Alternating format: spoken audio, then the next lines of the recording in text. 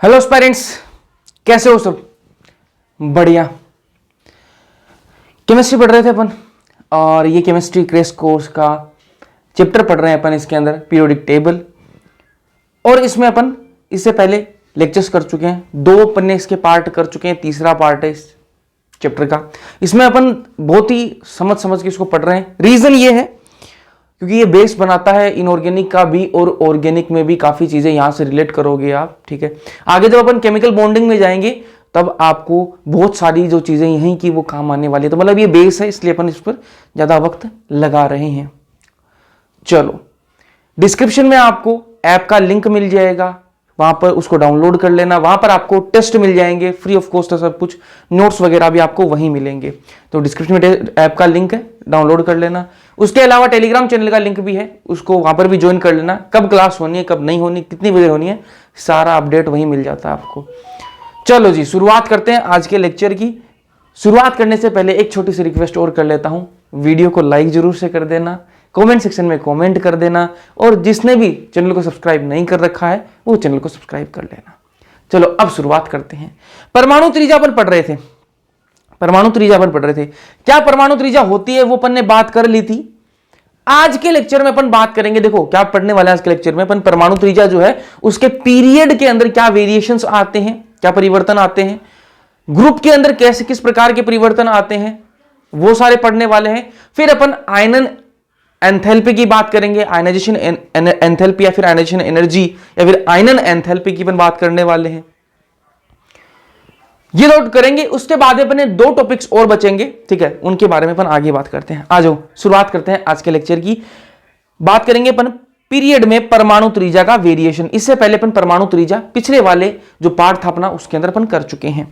Period में परमाणु त्रिज्या का क्या वेरिएशन आता है अपन उसकी बात करेंगे। पहले अपन बात करेंगे, ये रहा जी, लेफ्ट से अपन राइट जाएंगे ना, लेफ्ट से पीरियोडिक टेबल की बात हो रही है, ऐसे नहीं कि घर में अपन लेफ्ट से राइट जा रहे हैं, नहीं जी, पीरियोडिक टेबल के अंदर लेफ्ट से राइट जाओगे।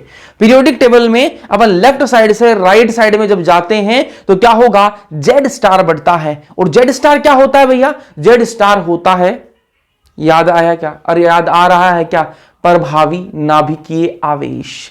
ठीक है, इफेक्टिव न्यूक्लियर चार्ज क्या होता है, जेड स्टार। ठीक है, तो जेड स्टार क्या है, बढ़ता है। और प्रभावी नाभिकीय आवेश क्या होता है कि किसका न्यूक्लियस कितना ताकतवर है कि वो इलेक्ट्रॉन्स को अपनी तरफ खींच पाए।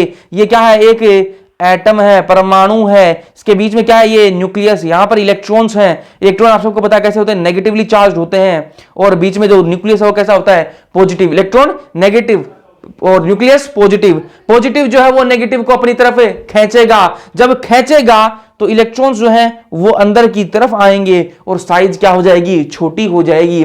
तो यहां पर मैं क्या कह रहा हूं, लेफ्ट से जब अपन राइट की तरफ जाते हैं तो क्या होता है, जेड स्टार जो है बढ़ जाता है। जेड स्टार क्या होता है, बढ़ता है। और जब जेड स्टार बढ़ता है तो साइज क्या है, घटती है। दोनों एक दूसरे क्या है, उल्टे हैं। जेड स्टार बढ़ेगा, साइज कम हो जाएगी।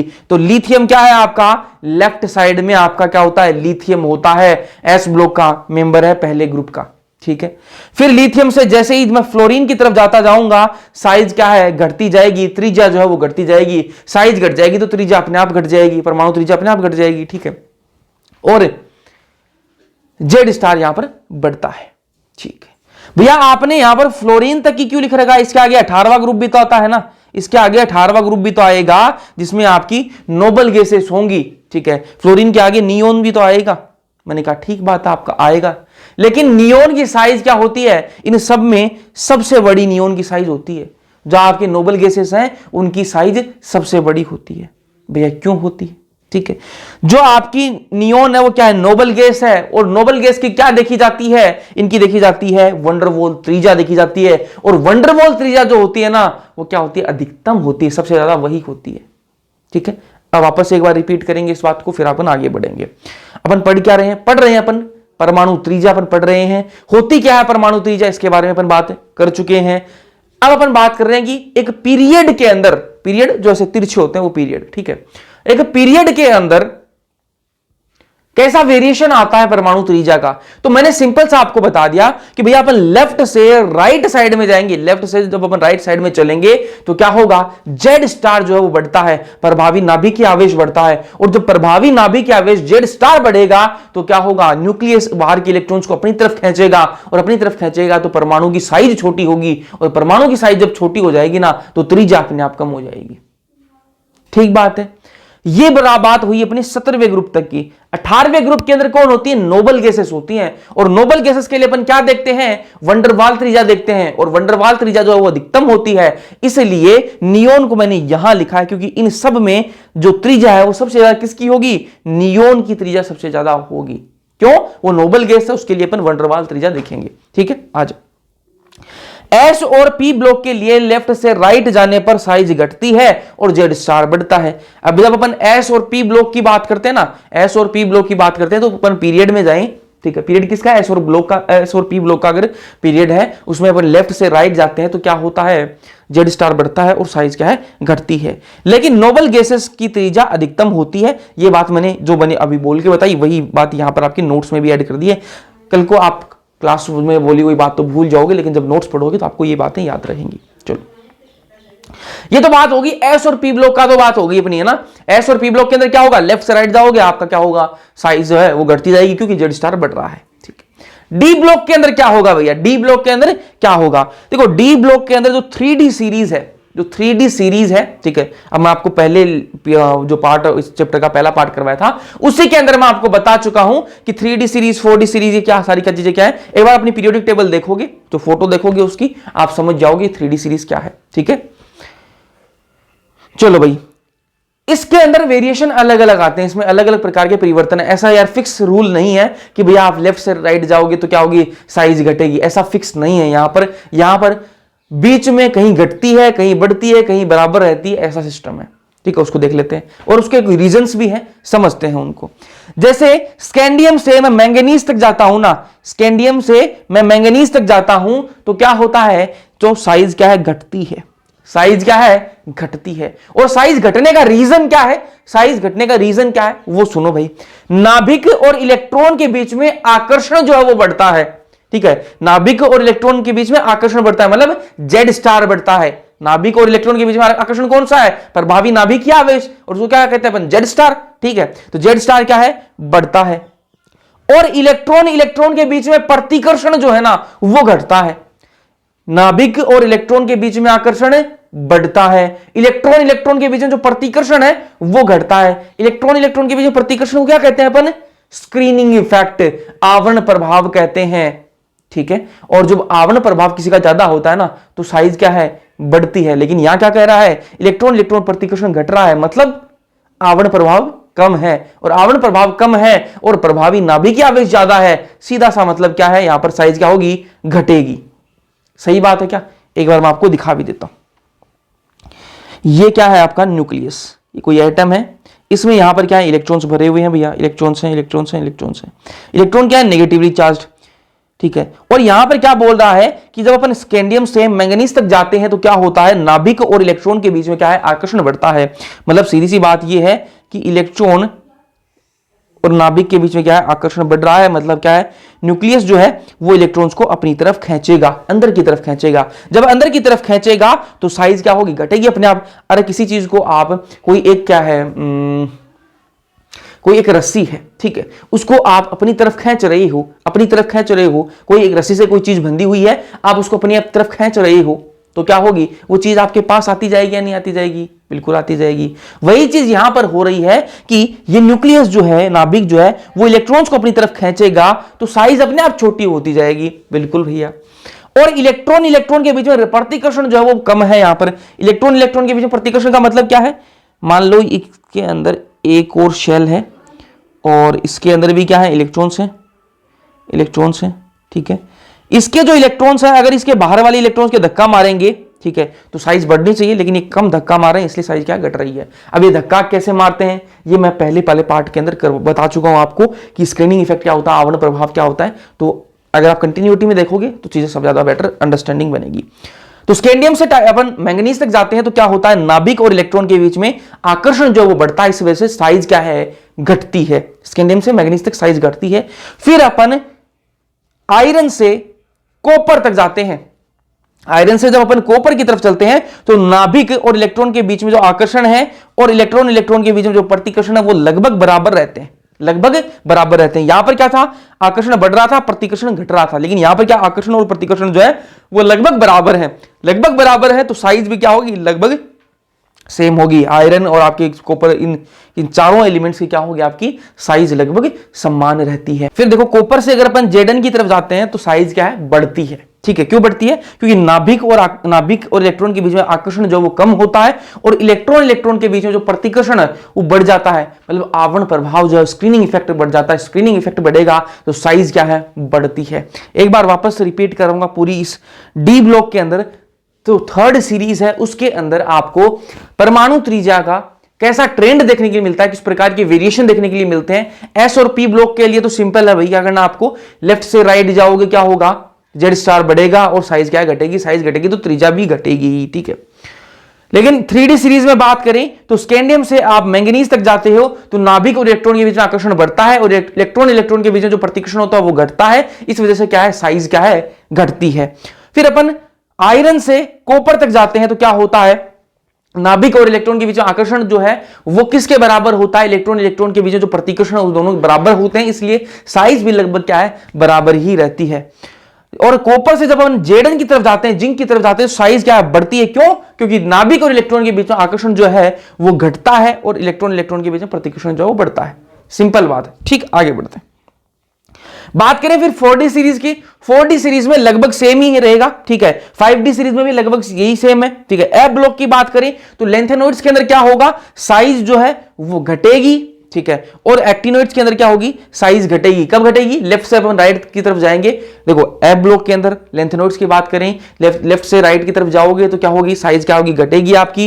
एक्टिनॉइड्स में भी क्या होगी, लेफ्ट से राइट की तरफ जाओगे तो साइज घटेगी। ये तो होगी पीरियड की बात कर ली अपन ने, एस ब्लॉक, पी ब्लॉक के, एफ ब्लॉक, डी ब्लॉक सब की बात कर ली। अब बात करेंगे ग्रुप के अंदर परमाणु त्रिज्या क्या ट्रेंड रहता है, क्या वेरिएशंस आते हैं, उसके बारे में बात करते हैं। तो ग्रुप में परमाणु त्रिज्या का क्या वेरिएशन आता है, ध्यान से सुनो। जब अपन ऊपर से नीचे की तरफ आते हैं, टॉप टू बॉटम आते हैं अपन, तो क्या होगा, शेल्स बढ़ती हैं, कोष बढ़ते हैं। ठीक है, कोष बढ़ते हैं, मैं वैसे बताता हूं कोष कैसे बढ़ते हैं, आ जाओ बताता हूं। ये मान लो ये क्या है, लिथियम है ना, लिथियम। ठीक बात है, इसकी इलेक्ट्रॉनिक कॉन्फ़िगरेशन क्या होगी, 1s2 और 2s1। ठीक बात है। वही मैं बात करूं सोडियम की, ठीक है, इसकी क्या हो जाएगी, 3s1। ठीक है, बाकी तो उससे पहले तो आ ही जाएगी ना, 3s1 हो जाएगी। ठीक है, अब आप एक चीज नोटिस करो, इसमें कितनी शेल्स थी, मैंने आपको पहले ही बता दिया था कि कोष क्या होता है, पहले मैं आपको बता चुका हूं, जो पहले पार्ट बताए उनमें बता चुका हूं। कोष क्या होता है, उपकोष क्या होता है, कक्षक क्या होता है। ठीक है, और बताया था या नहीं बताया था, बताया था। ठीक है, तो कोष क्या होता है, ये जो आपके नंबर लिखे हुए हैं ना, इनको क्या कहते हैं, शेल्स कहते हैं। ये जो आपके एक, यहां पर ये दो, ये क्या है, ये शेल्स हैं, इनको क्या कहते हैं, कोष कहते हैं। और उपकोष, सब शेल्स क्या होती हैं, ये जो एस लिखा हुआ है, ऐसे पी लिखा हुआ होगा, डी लिखा हुआ होगा, वो क्या है, सब शेल्स हैं। शेल्स क्या है, ये आपका एक दो, ये क्या है, शेल्स हैं। ठीक है, और इसी के अंदर ये एस पी डी, ये क्या है, ये सब शेल्स हैं। तो कोष क्या है आपका, एक दो, ये यहां पर जो आखिरी कोष है लिथियम के अंदर वो क्या है, दूसरा है। और यहां पर सोडियम के अंदर कौन सा है, तीसरा है। ऐसे मैं और नीचे जाऊंगा तो चौथा आ जाएगा। ठीक है, पांचवा जाएगा, मतलब एक एक कोष जो है वो बढ़ती जा रही है। अरे कोष बढ़ते जा रहे हैं, नहीं बढ़ते जा रहे, बढ़ते जा रहे हैं। जब कोष की संख्या बढ़ रही है मतलब सीधी सी बात है, साइज बढ़ती जा रही है। तो लिथियम के पास में क्या थे, दो ही कोष थे। जैसे मैं नीचे गया 3 4 5 6 7, इस प्रकार से कोष जो है वो बढ़ते जा रहे हैं। कोष बढ़ेंगे तो साइज बढ़ती जाएगी। तो यही मतलब है कि ग्रुप के अंदर जब अपन ऊपर से नीचे की तरफ आते हैं, ऊपर से जब अपन नीचे की तरफ आते हैं तो क्या होती है, कोष शेल्स की संख्या बढ़ने के कारण साइज जो है वो बढ़ेगी। ठीक है, जब अपन ग्रुप के अंदर, किसी भी ग्रुप के अंदर टॉप टू बॉटम आते हैं तो साइज क्या है, बढ़ती है। क्यों बढ़ती है, क्योंकि शेल्स का नंबर बढ़ता है, शेल्स की संख्या बढ़ती है, आपके जो कोष है उनकी संख्या बढ़ती है। ठीक है, तो यही बात यहां पर लिख रखी है, टॉप टू बॉटम जाने पर साइज बढ़ती है क्योंकि कोष शेल्स की संख्या जो है वो बढ़ती है। ठीक बात है, चलो यस, बाकी सारे ग्रुप में तो ठीक है, बाकी सारे ग्रुप में तो ये वाली बात लग जाएगी कि आप ऊपर से नीचे आ रहे हो तो क्या होगी, साइज जो है वो बढ़ रही है। लेकिन एक ग्रुप ऐसा है जहां पर दिक्कत आएगी आपको। कौन सा ग्रुप है, ये देखो, एल्यूमिनियम से जब आप गैलियम की तरफ जाते हो, देखो ये बता देता हूं मैं आपको, चलो यहां लिखता हूं मैं, बैंगन आलू गाजर इन थैला, ठीक है।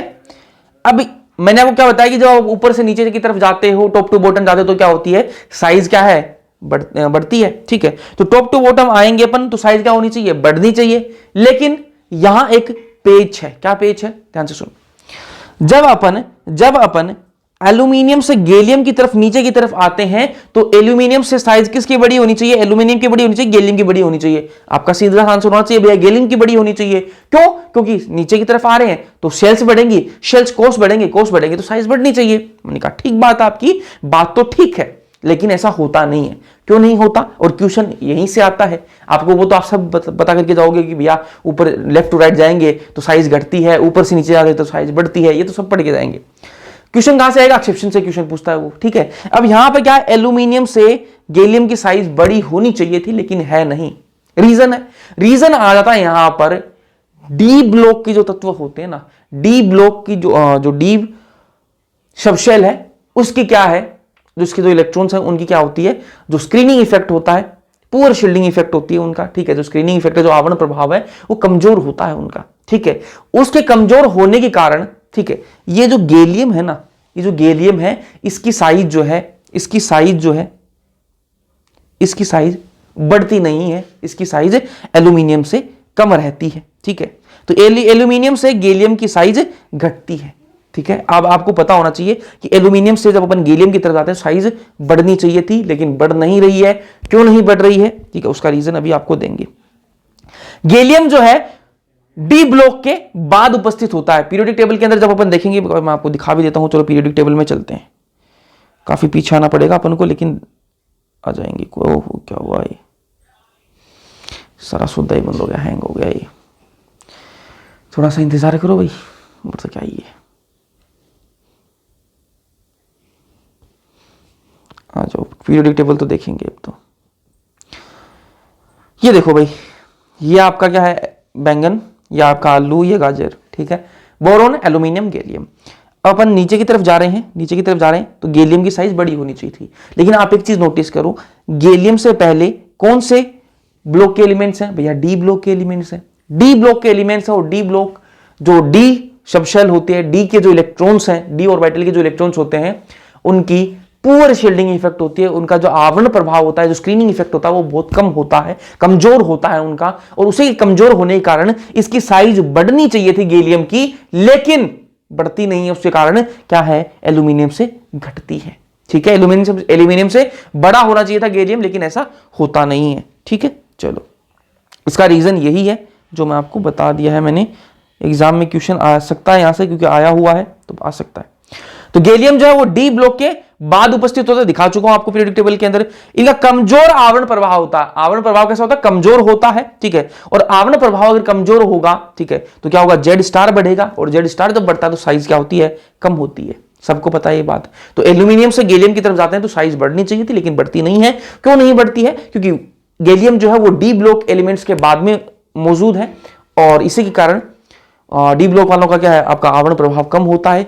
और आवरण प्रभाव जब कम होता है तो जेड स्टार बढ़ता है। जेड स्टार क्या होता है, प्रभावी नाभिकीय आवेश बढ़ता है, मतलब जो आपका नाभिक है, एटम का जो नाभिक है, वो इलेक्ट्रॉन्स को अपनी तरफ खींचेगा और साइज क्या है, घट जाएगी, ठीक। जब डी ब्लॉक के अंदर अपन बात कर रहे हैं, ठीक है, डी ब्लॉक के अंदर अगर ग्रुप की बात करें, ये तो अपन ने बात कर ली। एस और पी ब्लॉक के लिए तो बात कर ली अपन ने। एस और पी ब्लॉक के अंदर क्या होगा, सिंपल है भाई, आप ऊपर से नीचे आओगे, सिंपल आपके लिए, ऊपर से नीचे आओगे, साइज क्या होगी, बढ़ेगी। साइज बढ़ेगी, क्यों बढ़ेगी, सेल्स की संख्या बढ़ रही है इसलिए साइज बढ़ेगी, और साइज बढ़ेगी तो परमाणु त्रिज्या भी अपने आप बढ़ेगी, ठीक है।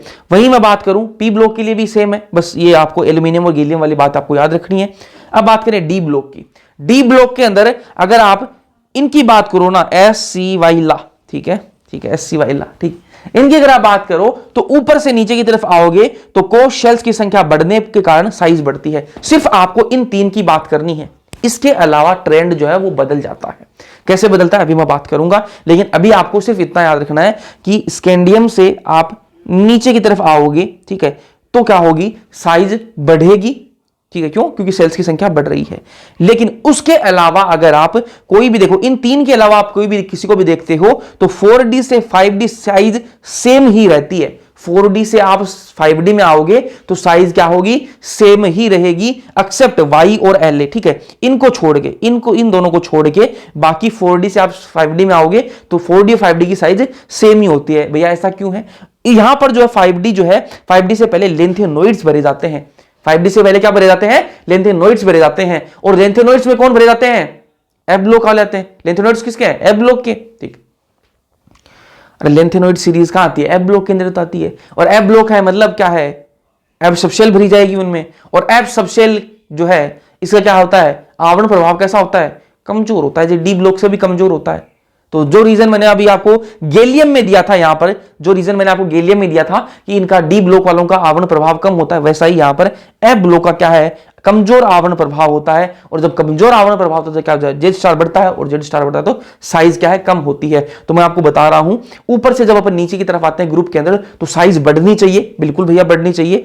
यहां तक तो बढ़ती है, ठीक है, जो आपका तीसरा ग्रुप है इसके अंदर तो बढ़ती है साइज, ठीक है, ये तीसरा ग्रुप यही तो है, ठीक है। तीसरे ग्रुप के अंदर तो ऊपर से नीचे की तरफ आते हैं तो साइज बढ़ती है। लेकिन उसके बाद में 4D से अपन 5D जाते हैं तो 4D और 5D की साइज सेम ही रहती है, क्योंकि 5D से पहले आपके लेंथेनोइड्स भरे जाते हैं, और लेंथेनोइड्स जो है उनमें एफ ब्लॉक है, एफ ब्लॉक का कमजोर आवरण प्रभाव होता है, इसी वजह से जेड स्टार बड़ा होता है। और जेड स्टार अगर ज्यादा होगा तो साइज कम रहेगी, ठीक है। चलो एफ ब्लॉक की बात करें तो एफ ब्लॉक कोश शेल्स की संख्या बढ़ने के कारण साइज बढ़ती है। एफ ब्लॉक के अंदर ग्रुप के अंदर ऊपर से नीचे की तरफ आओगे तो साइज बढ़ेगी, कैसे बढ़ेगी, शेल्स की संख्या बढ़ेगी तो साइज बढ़ेगी, ठीक है। अब कुछ एक्सेप्शन आपको कहां कहां याद रखने हैं वो आपको ध्यान में रखना है। एक तो आपको एक्सेप्शन, बाकी तो सब में सेम ही है यार, ऊपर से नीचे की तरफ आओगे कोश शेल्स की संख्या बढ़ेगी तो साइज बढ़ेगी, ये तो कॉमन हो गई बात।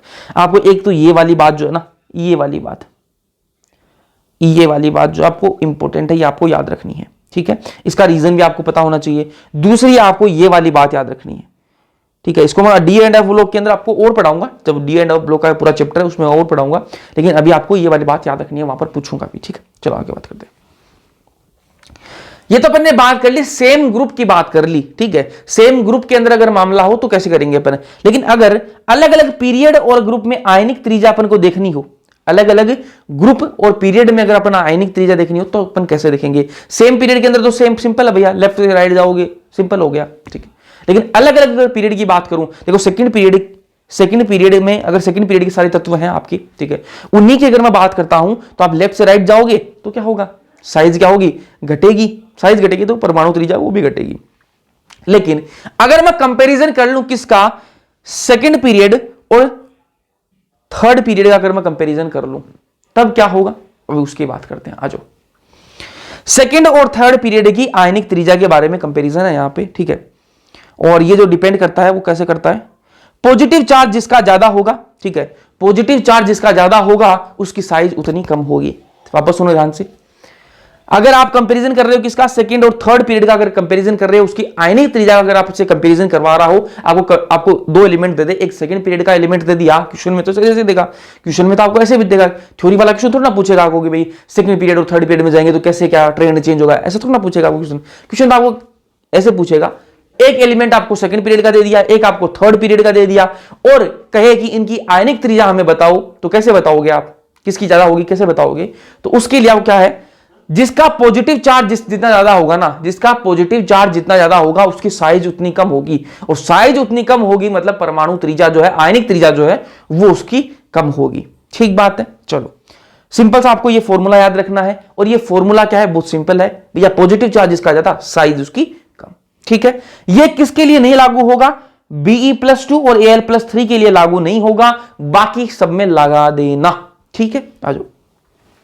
अपने को ये दे रखा Li+ और Mg+2, Li+ और Mg+2, लिथियम पॉजिटिव और आपका Mg+2 है, इसमें से किसकी साइज, किसकी आयनिक त्रिज्या ज्यादा होगी, आयनिक त्रिज्या की बात करें अपन, आयनिक त्रिज्या किसकी ज्यादा होगी बताइए। सिंपल है भाई, क्या देखना अपन को, पॉजिटिव चार्ज देख लेना है भाई। Mg पर क्या है, +2 है, और Li पर क्या है, प्लस है, मतलब एक पर तो एक पॉजिटिव है, एक पर दो पॉजिटिव है, तो ज्यादा बड़ा पॉजिटिव किस पर है, दो पॉजिटिव ज्यादा बड़ा है, तो जिस पर ज्यादा पॉजिटिव होगा उसकी साइज कम होगी। मतलब सीधी सी बात है, Mg पर क्या है, 2 पॉजिटिव है, मतलब इसकी साइज कम है। साइज Mg की कम है तो Li की ज्यादा है। तो Li किसका है, सेकंड पीरियड का, और लिथियम सेकंड पीरियड का है, मैग्नीशियम थर्ड पीरियड का है, तो साइज किसकी है, लिथियम की ज्यादा बड़ी होगी। क्यों, रीजन बता दिया मैंने आपको, समझ में आया। जिसका पॉजिटिव चार्ज ज्यादा उसकी साइज कम। ठीक है, आ जाओ। अब ये तो अपन ने बात कर ली किसकी, सेकंड और थर्ड पीरियड की आयनिक त्रिज्या को अपन ने कंपेयर करा के देख लिया। अब अपन सेकंड और फोर्थ पीरियड की आयनिक त्रिज्या को कंपेयर करा लेते हैं। आजो, यहां कोष शेल्स की संख्या प्रभावी कारक होगा। यहां पर जो है देखो, सेकंड और थर्ड पीरियड के लिए अपन ने एक जुगाड़ बना रखा है। ये जुगाड़ है ऐसे ना, ऐसा कोई थोड़ी नहीं है, जुगाड़ है ना।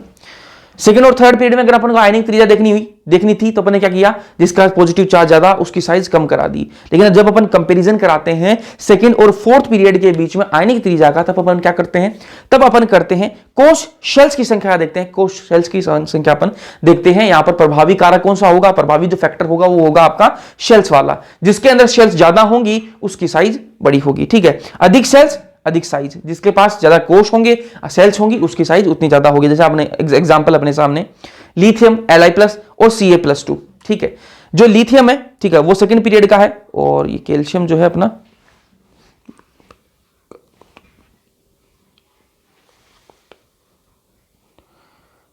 फोर्थ पीरियड का है ना। एक मिनट, ये फोर्थ पीरियड का है।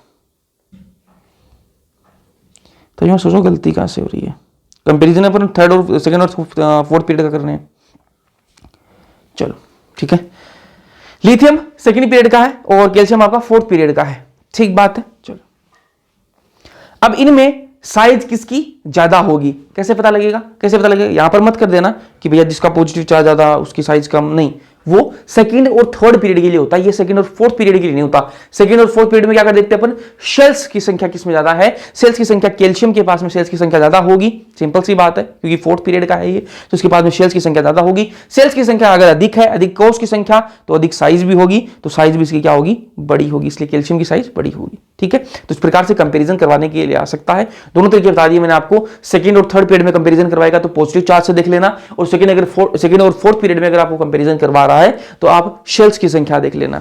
एनाइंस की बात कर लेते हैं, केटाइंस की बात होगी, अब एनाइंस की बात कर लेते हैं। एनाइंस में आपको जो कंपैरिजन करवाएगा वो कुछ इस प्रकार से आपको करवा सकता है।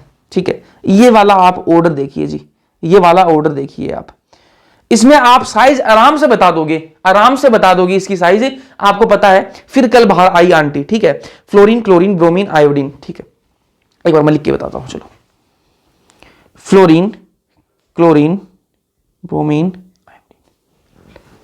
ठीक है। मैंने आपको थोड़ी देर पहले बताया था कि जब अपन ऊपर से नीचे की तरफ आते हैं तो क्या होती है, साइज बढ़ती है, साइज बढ़ती है। ठीक है, तो अपन क्या देख रहे हैं कि आयंस में साइज किसकी बड़ी होगी, तो आप सिंपल सी कहोगे भैया जो आपका आयोडीन है इसकी साइज क्या होगी, आयोडाइड जो आयन होगा इसकी साइज बड़ी होगी, सबसे छोटी आपका जो फ्लोराइड आयन होगा इसकी साइज सबसे छोटी होगी। मैंने कहा ये तो बात ठीक है, लेकिन अगर आपको क्वेश्चन ऐसा दे दिया जाए, क्वेश्चन ऐसा दे दिया जाए कि फ्लोरीन, क्लोरीन, ब्रोमीन, आयोडीन और हाइड्रोजन, ठीक है, उस पर मैं लगा देता हूं नेगेटिव चार्ज। ठीक है, फ्लोराइड, क्लोराइड, ब्रोमाइड और आयोडाइड और हाइड्राइड, इन आयंस के आप क्या बताओ, हमें साइज का सही ऑर्डर बता दीजिए, हमें साइज का सही ऑर्डर बताइए। ठीक है, घटते हुए क्रम में या फिर बढ़ते हुए क्रम में लगा दीजिए, चाहे घटते हुए क्रम में लगा दो, चलो ठीक है। सबसे बड़ी साइज किसकी होगी इनमें, ये आपको एलिमेंट्स दे दिए, ठीक है, ये आपको आयंस दे दी, सॉरी, ये आपको आयंस दे दिए, और आपको कहे कि अब करना क्या है, अब आपको करना यह है कि आप सबसे बड़ी साइज किसकी होगी और सबसे छोटी साइज किसकी होगी, आप घटते हुए क्रम में इनको लगा दीजिए। कैसे लगाओगे भाई, कैसे लगाओगे भैया, हमें पता है कि फ्लोराइड आयन जो है इसकी साइज सबसे छोटी होगी, क्यों, क्योंकि ये ग्रुप में सबसे ऊपर होता है जिसकी साइज तो सबसे छोटी होगी, और आयोडाइड आयन की साइज सबसे बड़ी होगी, ये भी हमें पता है। मैंने कहा आपने लगा दिया, चलो आपने ये तो लगा दिया कि आयोडाइड की सबसे बड़ी है, ठीक है, उसके बाद में उससे कम किसकी होगी, ब्रोमाइड की, उससे कम किसकी होगी, क्लोराइड की, उससे कम किसकी होगी, फ्लोराइड की। ये तो आपने लगा दी, सिंपल है। लेकिन इसका क्या करोगे, ये जो हाइड्राइड आयन आपको दे रखा है इसका क्या करोगे, इसकी साइज कैसे पता लगेगी आपको। ठीक है, तो भैया हम क्या करेंगे, इसकी साइज हम हाइड्रोजन से फ्लोराइड आयन से कम कर देंगे। मैंने कहा नहीं करनी है इसे, इसकी साइज बड़ी होती है। हाइड्राइड आयन की साइज क्या होती है? बड़ी होती है। आपको जो ऑर्डर लगाना है वो किस प्रकार से लगाना है, ये वाला ऑर्डर आपके सामने आएगा। सबसे बड़ी साइज किसकी होगी? आयोडाइड आयन की। उससे कम किसकी? हाइड्राइड आयन आ जाएगा। उससे कम किसकी? Bromide ion. उससे कम कौन? Chloride ion. उससे कम कौन? Fluoride ion. इस प्रकार से बीच में हाइड्राइड आयन घुसाकर आपको कंफ्यूज करेगा। लेकिन आप जो है ये वाला ऑर्डर एग्जाम में आया हुआ है, क्वेश्चंस बहुत सारे मिल जाएंगे आपको, पीवाईक्यू करने बैठोगे या फिर वैसे भी क्वेश्चन सोल्व करोगे, आपको इस प्रकार के क्वेश्चन मिल जाएंगे। ठीक है, तो आपको ये वाली बात ध्यान में रखनी है कि हाइड्राइड आयन जो है, ठीक है, उसकी साइज ब्रोमाइड आयन से बड़ी होती है। ठीक बात है। क्यों होती है अभी उसका रीजन भी मैं आपको बता देता हूं। पहले मैं इस चीज को मिटा देता हूं वरना आप कंफ्यूज होगे। समझाने के लिए मैंने आपको बताया था ये चीज, है ना। साइज बड़ी क्यों होती है हाइड्राइड आयन की? ठीक है, हाइड्रोजन में आपको पता है इलेक्ट्रॉन कितने होते हैं हाइड्रोजन के अंदर? हाइड्राइड आयन की नहीं बात कर, हाइड्रोजन के अंदर कितने इलेक्ट्रॉन होते हैं? भैया एक इलेक्ट्रॉन होता है। मैंने कहा ठीक बात है। प्रोटॉन कितने होते हैं? एक ही प्रोटॉन होता है भैया, एक प्रोटॉन एक इलेक्ट्रॉन होता है। अब मैंने बात कर रहा हूं किसकी? हाइड्राइड आयन की। ये तो मैंने आपको हाइड्रोजन की बात कर ली। चलो थोड़ा सा लिख लेते हैं। हाइड्रोजन जो है इसमें एक इलेक्ट्रॉन है, एक इलेक्ट्रॉन और एक प्रोटॉन है। सिंपल बात है। अब मैं कह रहा हूं कि आप हाइड्राइड आयन के बारे में बताइए मुझे। हाइड्राइड आयन, ठीक है, इस पे क्या आ गया? नेगेटिव चार्ज आ गया। क्या आ गया? Negative charge. और नेगेटिव चार्ज का मतलब क्या है कि इसने एक इलेक्ट्रॉन कहीं से ले रखा है। खुद के पास कितने इलेक्ट्रॉन थे? एक इलेक्ट्रॉन था। एक इलेक्ट्रॉन इसने किसी से ले लिया। ठीक है, अब मुझे बताओ नंबर ऑफ इलेक्ट्रॉन कितने हो गए इसके पास में? भैया 2 हो गए, क्योंकि इसने एक इलेक्ट्रॉन कहीं से ले लिया, तो 2 इलेक्ट्रॉन। और प्रोटॉन कितने हैं? वो तो एक ही है जी, प्रोटॉन एक ही है। भैया एक प्रोटॉन और 2 इलेक्ट्रॉन मतलब डबल हो गए ना। अरे पॉजिटिव तो एक ही है और नेगेटिव कितने हो गए? 2, मतलब डबल हो गए पॉजिटिव से। रेशियो देखो आप, रेशियो देखिए आप एक बार कि पॉजिटिव एक ही है और नेगेटिव 2 है, मतलब डबल है पूरे, है ना। डबल है ना? बिल्कुल भैया डबल है। संभालने वाला एक है, ठीक है, और संभालने वाली कितनी है? 2 है।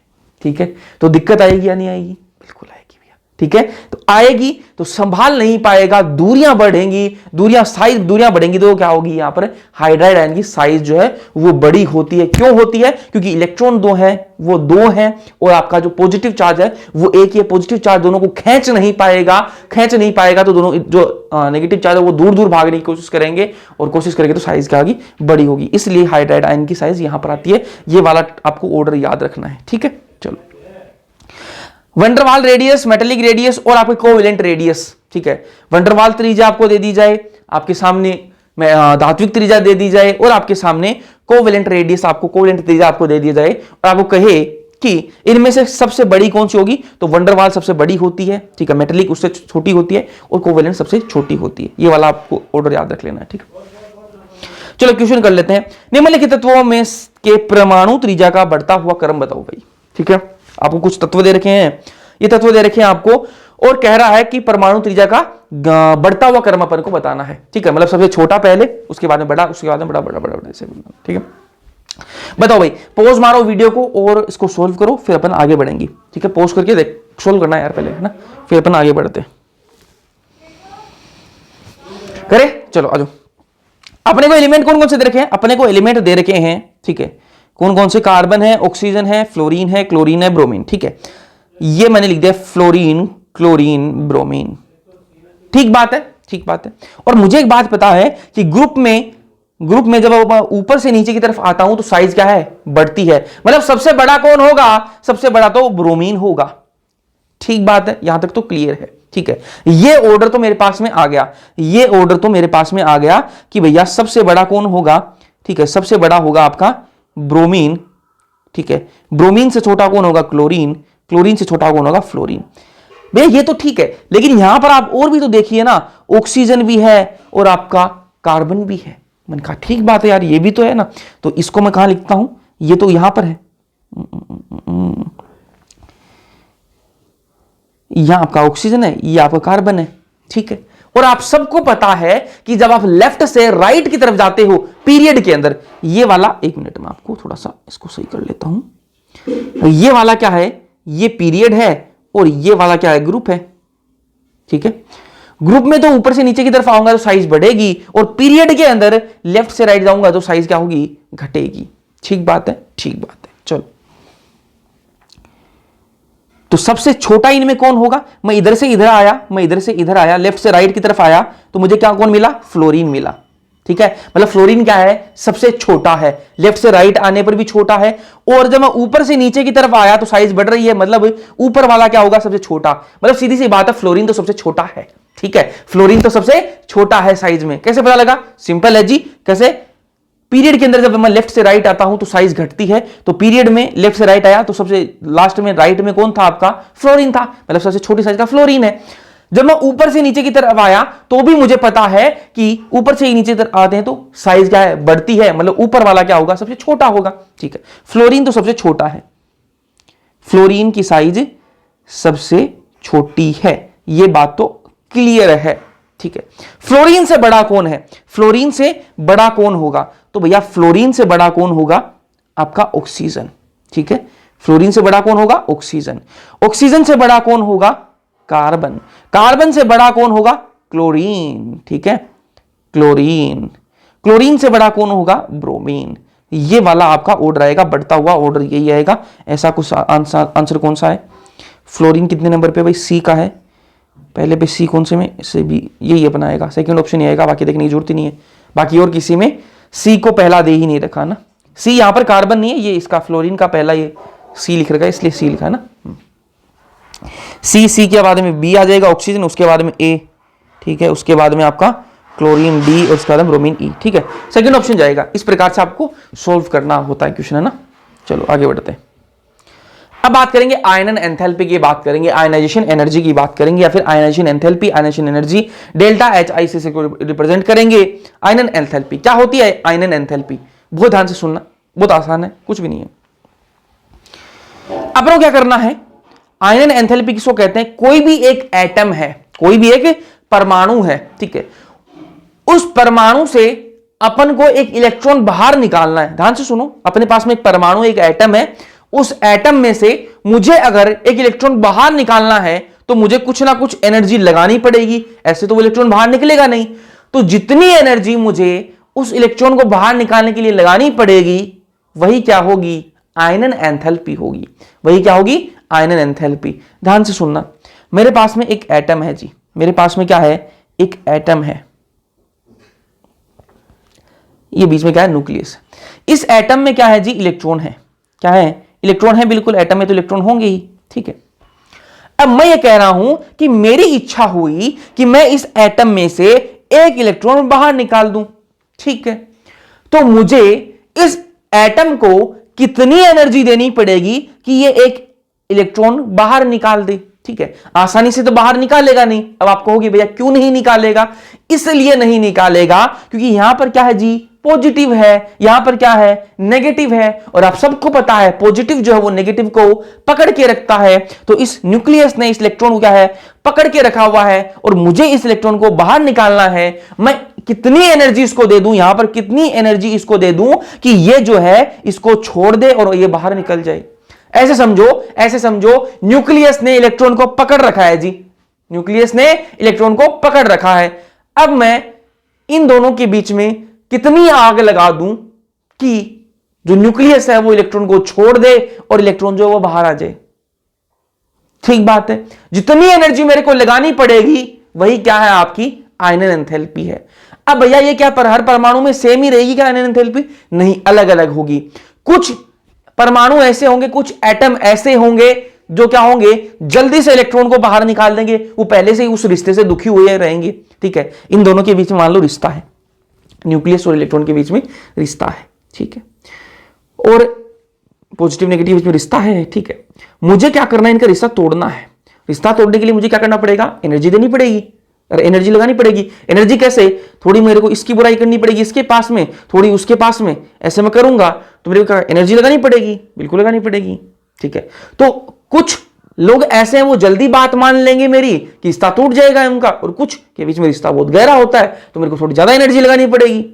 ठीक बात है, वैसे यहां पर होगा कि कुछ जो आपके एटम्स होंगे उनके अंदर न्यूक्लियस जो है वो इलेक्ट्रॉन को बहुत टाइटली पकड़ के रखेगा, तो मेरे को क्या करना पड़ेगा? एनर्जी बहुत ज्यादा लगानी पड़ेगी। और कुछ एटम ऐसे होंगे जहां पर जो है ये न्यूक्लियस जो है इस इलेक्ट्रॉन को इतनी टाइटली नहीं पकड़ के रखेगा। ठीक है, साथ साथ में है तो ठीक है, ठीक है, थोड़ी सी मैं उसके लगाऊंगा एनर्जी तो वो क्या छोड़ देगा इसको। बाहर निकाल देगा।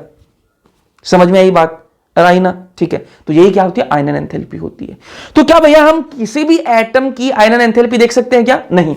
इसके लिए क्या होता है, एक रिक्वायरमेंट है, एक योग्यता होनी चाहिए उस एटम के पास में। कैसी योग्यता? पहली बात तो वो उदासीन होना चाहिए। उदासीन का मतलब न्यूट्रल होना चाहिए, उस पर पहले से कोई चार्ज नहीं। ठीक है, उदासीन, न्यूट्रल, ठीक है, उदासीन होना चाहिए। विलगित होना चाहिए, मतलब आइसोलेटेड होना चाहिए। और गैसियस परमाणु होना चाहिए। परमाणु कैसा होना चाहिए? गैसियस, उदासीन होना चाहिए। ठीक है, चलो आ जाओ। तो उदासीन, विलगित, गैसियस परमाणु, आइसोलेटेड एटम में से एक इलेक्ट्रॉन बाहर निकालने के लिए आवश्यक ऊर्जा की मात्रा जो होती है उसे क्या कहते हैं अपन? आयनन एंथैल्पी। तो बस वही है, किसी भी एक गैसियस एटम में से, उदासीन गैसियस एटम में से एक इलेक्ट्रॉन अगर अपन को बाहर निकालना है और उसके लिए जितनी एनर्जी अपन को देनी पड़े वही क्या होती है जी? आयनन एंथैल्पी होती है।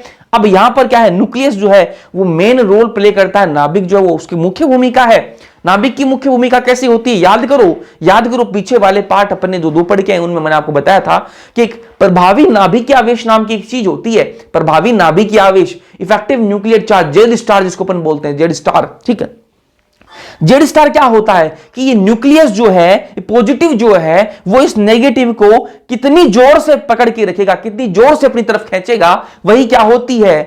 प्रभावी नाभिकीय आवेश होता है। ठीक है, तो जितना ज्यादा प्रभावी नाभिकीय आवेश होगा उतनी ज्यादा मुझे एनर्जी देनी पड़ेगी इस इलेक्ट्रॉन को बाहर निकालने के लिए। बोले ठीक बात है भैया, ठीक, आ जाओ। ये क्या है, एक मेरे पास में कोई परमाणु है, कोई एटम है, और ये कैसा है? गैसियस है, गैसियस होना चाहिए। ठीक बात है। इसमें से मैंने एक इलेक्ट्रॉन बाहर निकाल लिया जी। एक इलेक्ट्रॉन जब मैं किसी से बाहर निकाल लूंगा तो उस पर कैसा चार्ज आएगा? पॉजिटिव चार्ज आ जाता है। ठीक है, और ये एक इलेक्ट्रॉन बाहर निकालने के लिए मुझे जितनी एनर्जी देनी पड़ेगी वही क्या है जी? आपकी आयनन एंथैल्पी है। अब मेरे ख्याल से आप समझ गए होंगे कि आयनन एंथैल्पी क्या होती है। अरे समझे ना? नहीं समझे? समझ गए ना? चलो आगे बढ़ते हैं। आयनन एंथैल्पी की यूनिट देख लो भाई। ठीक है, ये वाली यूनिट होती है इलेक्ट्रॉन वोल्ट पर एटम। ठीक है, इसको आप किलो जूल में इस करोगे कन्वर्ट तो ये वाली वैल्यू आ जाएगी, और इसी को आप अगर किलो कैलोरी में कन्वर्ट करोगे तो ये वाली वैल्यू। ठीक है, चलो अब अपन बात करेंगे first ionization enthalpy, second ionization enthalpy और थर्ड आयनाइजेशन एंथैल्पी के बीच में रिलेशन की बात करेंगे। अब आप कहोगे भैया ये फर्स्ट आयनाइजेशन एंथैल्पी क्या होती है, फर्स्ट आयनन एंथैल्पी क्या होती है, सेकंड आयनन एंथैल्पी क्या होती है और थर्ड आयनन एंथैल्पी क्या होती है। अभी ध्यान से सुनना। ठीक, ये मेरे पास में क्या है जी? एक एटम है। ठीक, कैसा है जी? गैसेस तो होना चाहिए, बिल्कुल है जी। एल्यूमिनियम है मेरे पास में। ठीक, और आपको आयनन एंथैल्पी देखनी है। ठीक है, कोई चार्ज है क्या इस पे? कोई चार्ज नहीं है, उदासीन है। ठीक है, एल्यूमिनियम के कितने प्रोटॉन है जी? 13 प्रोटॉन है और 13 ही क्या है? इलेक्ट्रॉन है। बहुत सिंपल बात है, जितने पॉजिटिव उतने नेगेटिव। इसमें से मैंने एक इलेक्ट्रॉन बाहर निकाल दिया। क्या निकाल दिया? एक इलेक्ट्रॉन मैंने बाहर निकाल दिया। कैसे निकाला? मैंने एनर्जी लगाई, यहां पर ऊर्जा लगाई जी मैंने। ठीक है, एनर्जी लगाई, एनर्जी लगाने से क्या हुआ? इलेक्ट्रॉन जो है वो बाहर निकला। यही तो आयनन एंथैल्पी है। यहां पर क्या आया? पॉजिटिव चार्ज आ गया, मतलब क्या बन गया? ये Al पॉजिटिव बन गया। ठीक है, ये मैंने क्या पहली बार इसमें से इलेक्ट्रॉन बाहर निकाला है। पहली बार इस एल्यूमिनियम से, इस एटम से मैंने पहली बार एक इलेक्ट्रॉन बाहर निकाला है। तो ये जो आयनन एंथैल्पी है ये कैसी होगी इसकी? फर्स्ट IE ऑफ Al, मतलब पहली आयनाइजेशन एंथैल्पी होगी, पहली आयनन एंथैल्पी होगी किसकी? एल्यूमिनियम की। ठीक है, समझ में आई बात? मैं इतना कहना चाह रहा हूं यार कि किसी एक एटम में से, किसी एक परमाणु में से अगर अपन पहली बार इलेक्ट्रॉन बाहर निकाल रहे हैं, इससे पहले उसमें से कोई इलेक्ट्रॉन बाहर नहीं निकला है, पहली बार अपन निकाल रहे हैं, तो उसके लिए अपन को जितनी एनर्जी देनी होती है उस एनर्जी को अपन क्या कहते हैं कि ये पहली इसकी आयनन एंथैल्पी है। इस परमाणु की ये पहली आयनन एंथैल्पी है। अरे समझ में आई या नहीं आई? मेरे पास में कोई एक एटम है, उसमें से मैं एक इलेक्ट्रॉन बाहर निकालना चाहता हूं, पहली बार निकाल रहा हूं, तो मैं क्या कहूंगा कि ये जो ऊर्जा मैंने दी है, ये जो एंथैल्पी मैंने दी है, ये जो एनर्जी मैंने दी है, ये कौन सी एनर्जी है? ये इसकी पहली आयनन एंथैल्पी है इस परमाणु की। ठीक बात है। अब ये क्या बन गया? Al पॉजिटिव बन गया। ये Al पॉजिटिव बन गया, मतलब इसमें क्या है? प्रोटॉन तो उतने ही रहेंगे, एक इलेक्ट्रॉन निकल गया इसमें से, मतलब 12 इलेक्ट्रॉन, पहले 13 इलेक्ट्रॉन थे, अब 12 इलेक्ट्रॉन है क्योंकि एक इलेक्ट्रॉन अपन ने निकाल दिया। ठीक है, मैंने इसमें क्या है? एनर्जी दी, और एनर्जी मैंने इसको दी Al पॉजिटिव को, इसने एक इलेक्ट्रॉन और बाहर निकाल दिया। अब ये क्या बन गया? Al+2 बन गया। क्या बन गया? Al+2 बन गया। ठीक है, अब मैंने क्या किया, ये क्या होगी इसकी सेकंड IE ऑफ Al, ठीक है। एल्यूमिनियम की ये क्या है, दूसरी IE मतलब दूसरी आयनन एंथैल्पी है, ठीक है। ये कैसे भैया, ये कैसे हुआ, एल्यूमिनियम में से अपन क्या कर रहे हैं, दूसरा इलेक्ट्रॉन निकाल रहे हैं। जब अपन ने पहला इलेक्ट्रॉन निकाला तो अपन ने क्या कहा, ये उसकी पहली आयनन एंथैल्पी है। जब अपन दूसरा इलेक्ट्रॉन निकाल रहे हैं तो क्या कह देंगे, ये इसकी दूसरी आयनन एंथैल्पी है। या फिर इसको ऐसे भी कह सकते हैं कि ये Al प्लस की पहली आयनन एंथैल्पी, क्योंकि Al प्लस में से तो पहला इलेक्ट्रॉन निकल रहा है, लेकिन Al में से तो दूसरा इलेक्ट्रॉन निकल रहा है। तो दोनों चीज अपन लिख सकते हैं कि ये सेकंड आयनेशन एंथैल्पी है किसकी, एल्यूमिनियम की, और फर्स्ट आयनेशन एंथैल्पी है Al प्लस की। ठीक बात है, ठीक है। आगे बात करते हैं Al+2 की बात करते हैं। Al+2 देखो भैया गैसियस है, ठीक है, बिल्कुल गैसियस तो हो गई। 13 प्रोटॉन है, बिल्कुल 13 प्रोटॉन है, और इलेक्ट्रॉन कितने हैं, वो 11 ही है। कितने इलेक्ट्रॉन, वो 11 ही है, ठीक है। क्यों, क्योंकि आज पहले कितने थे, 13, एक निकाल दिया 12, 12 में से एक निकाल दिया 11 बच गए, ठीक है। अब इसमें से मैंने एक और एनर्जी दे दी इसको, भैया दे दी एनर्जी आपने। जब मैंने और एनर्जी दी, इसने एक और इलेक्ट्रॉन बाहर निकाल दिया, एक और इलेक्ट्रॉन बाहर निकल गया। अब क्या हो गया, Al+3 हो गया।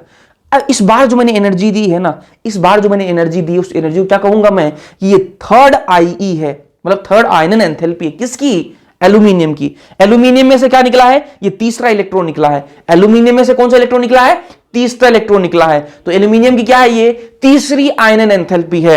और Al+ में से क्या निकला है, ये दूसरा इलेक्ट्रॉन निकला है। Al+ में से क्या निकला है, दूसरा इलेक्ट्रॉन निकला है। तो Al+ की क्या है, ये दूसरी आयनन एंथैल्पी है। और Al+2 में से क्या निकला है, ये पहला इलेक्ट्रॉन निकला है। तो Al+2 की क्या है, ये पहली आयनन एंथैल्पी है। और समझ में आई क्या ये, ठीक है, ये वाली बात समझ में आई। वापस एक बार रिपीट करूंगा फिर आगे बढ़ेंगे। मैं कह रहा हूं एल्यूमिनियम में से ये तीसरा इलेक्ट्रॉन निकला है, ठीक है। तो ये क्या है, उसकी एल्यूमिनियम की तीसरी आयनन एंथैल्पी है। Al+ की ये दूसरी आयनन एंथैल्पी है, क्योंकि Al+ में से ये दूसरा इलेक्ट्रॉन निकला है। और Al+2 की ये पहली आयनन एंथैल्पी, क्योंकि Al+2 में से तो ये पहला इलेक्ट्रॉन निकला है। तो ये कोई सा भी इनको कह दो आप, एक ही बात है। और समझ में आई क्या बात है। तो पहली, दूसरी, तीसरी आयनन एंथैल्पी आपको समझ में आई या नहीं आई, आई ना। अब मैं कह रहा हूं, ध्यान से सुनना, कि पहली आयनन एंथैल्पी जो है वो कम होती है। पहली आयनन एंथैल्पी जो है वो कम होती है। भैया कम का मतलब क्या हुआ, कि किसी एक एटम में से एक इलेक्ट्रॉन को बाहर निकालना आसान होता है। किसी एक एटम में से एक इलेक्ट्रॉन को निकालना तो क्या होता है, आसान होता है। क्यों, क्योंकि देखो यहां पर 13 पॉजिटिव थे और 13 क्या थे, नेगेटिव, बराबर का काम था। तो यहां पर क्या है, पॉजिटिव से नेगेटिव छुड़वाना थोड़ा आसान था। थोड़ी सी मैंने एनर्जी लगाई, एक इलेक्ट्रॉन बाहर निकल गया। अब जब दूसरी बार क्या हुआ, 13 प्रोटॉन थे, पॉजिटिव 13 थे, 12 नेगेटिव थे। तो पॉजिटिव ज्यादा है इस बार, तो मुझे एनर्जी क्या लगानी पड़ेगी, ज्यादा लगानी पड़ेगी, कि भैया पॉजिटिव ज्यादा है, ठीक है, ज्यादा पॉजिटिव है, नेगेटिव कम है। तो क्या होंगे, पॉजिटिव जो है वो घेर के रखेंगे नेगेटिव को, कि भैया अब तो नहीं जाने दूंगा, लेकिन मुझे क्या लगानी पड़ेगी, एनर्जी बहुत ज्यादा लगानी पड़ेगी, और मैं इलेक्ट्रॉन को बाहर निकाल लूंगा।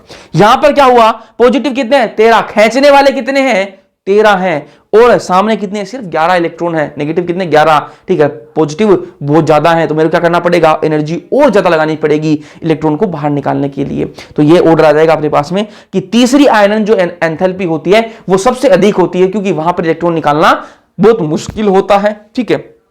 दूसरी आयनन एंथैल्पी उससे कम होती है, और पहली आयनन एंथैल्पी सबसे कम होती है, क्योंकि पहला इलेक्ट्रॉन निकालना आसान होता है, ठीक है। यहां पर क्या होगा, Z* वाली भी बात आ जाएगी, कि Z* बढ़ेगा और साइज क्या है, वो घटेगी। साइज घटेगी तो क्या होगी, आपके आयनन एंथैल्पी क्या होगी, बढ़ेगी, ठीक है। Z* का मतलब कैसे, आ जाओ Z* वाली बात बता देता हूं आपको मैं।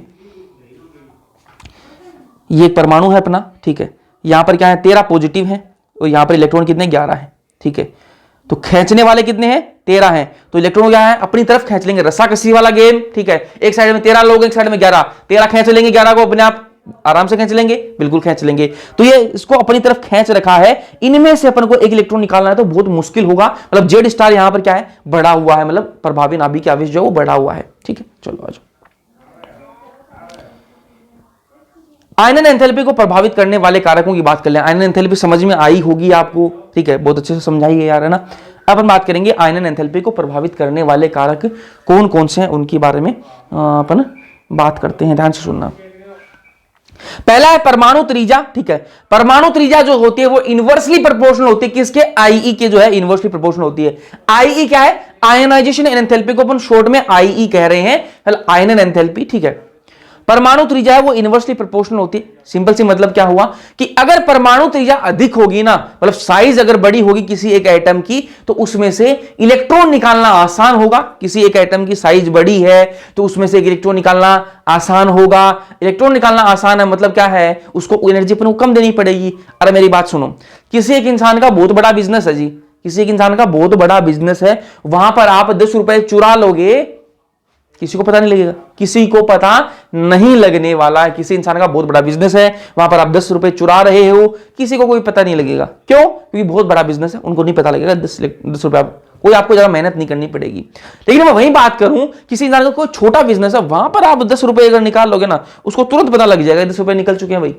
ठीक है, क्यों? क्योंकि वहां पर उसका पूरा ध्यान है।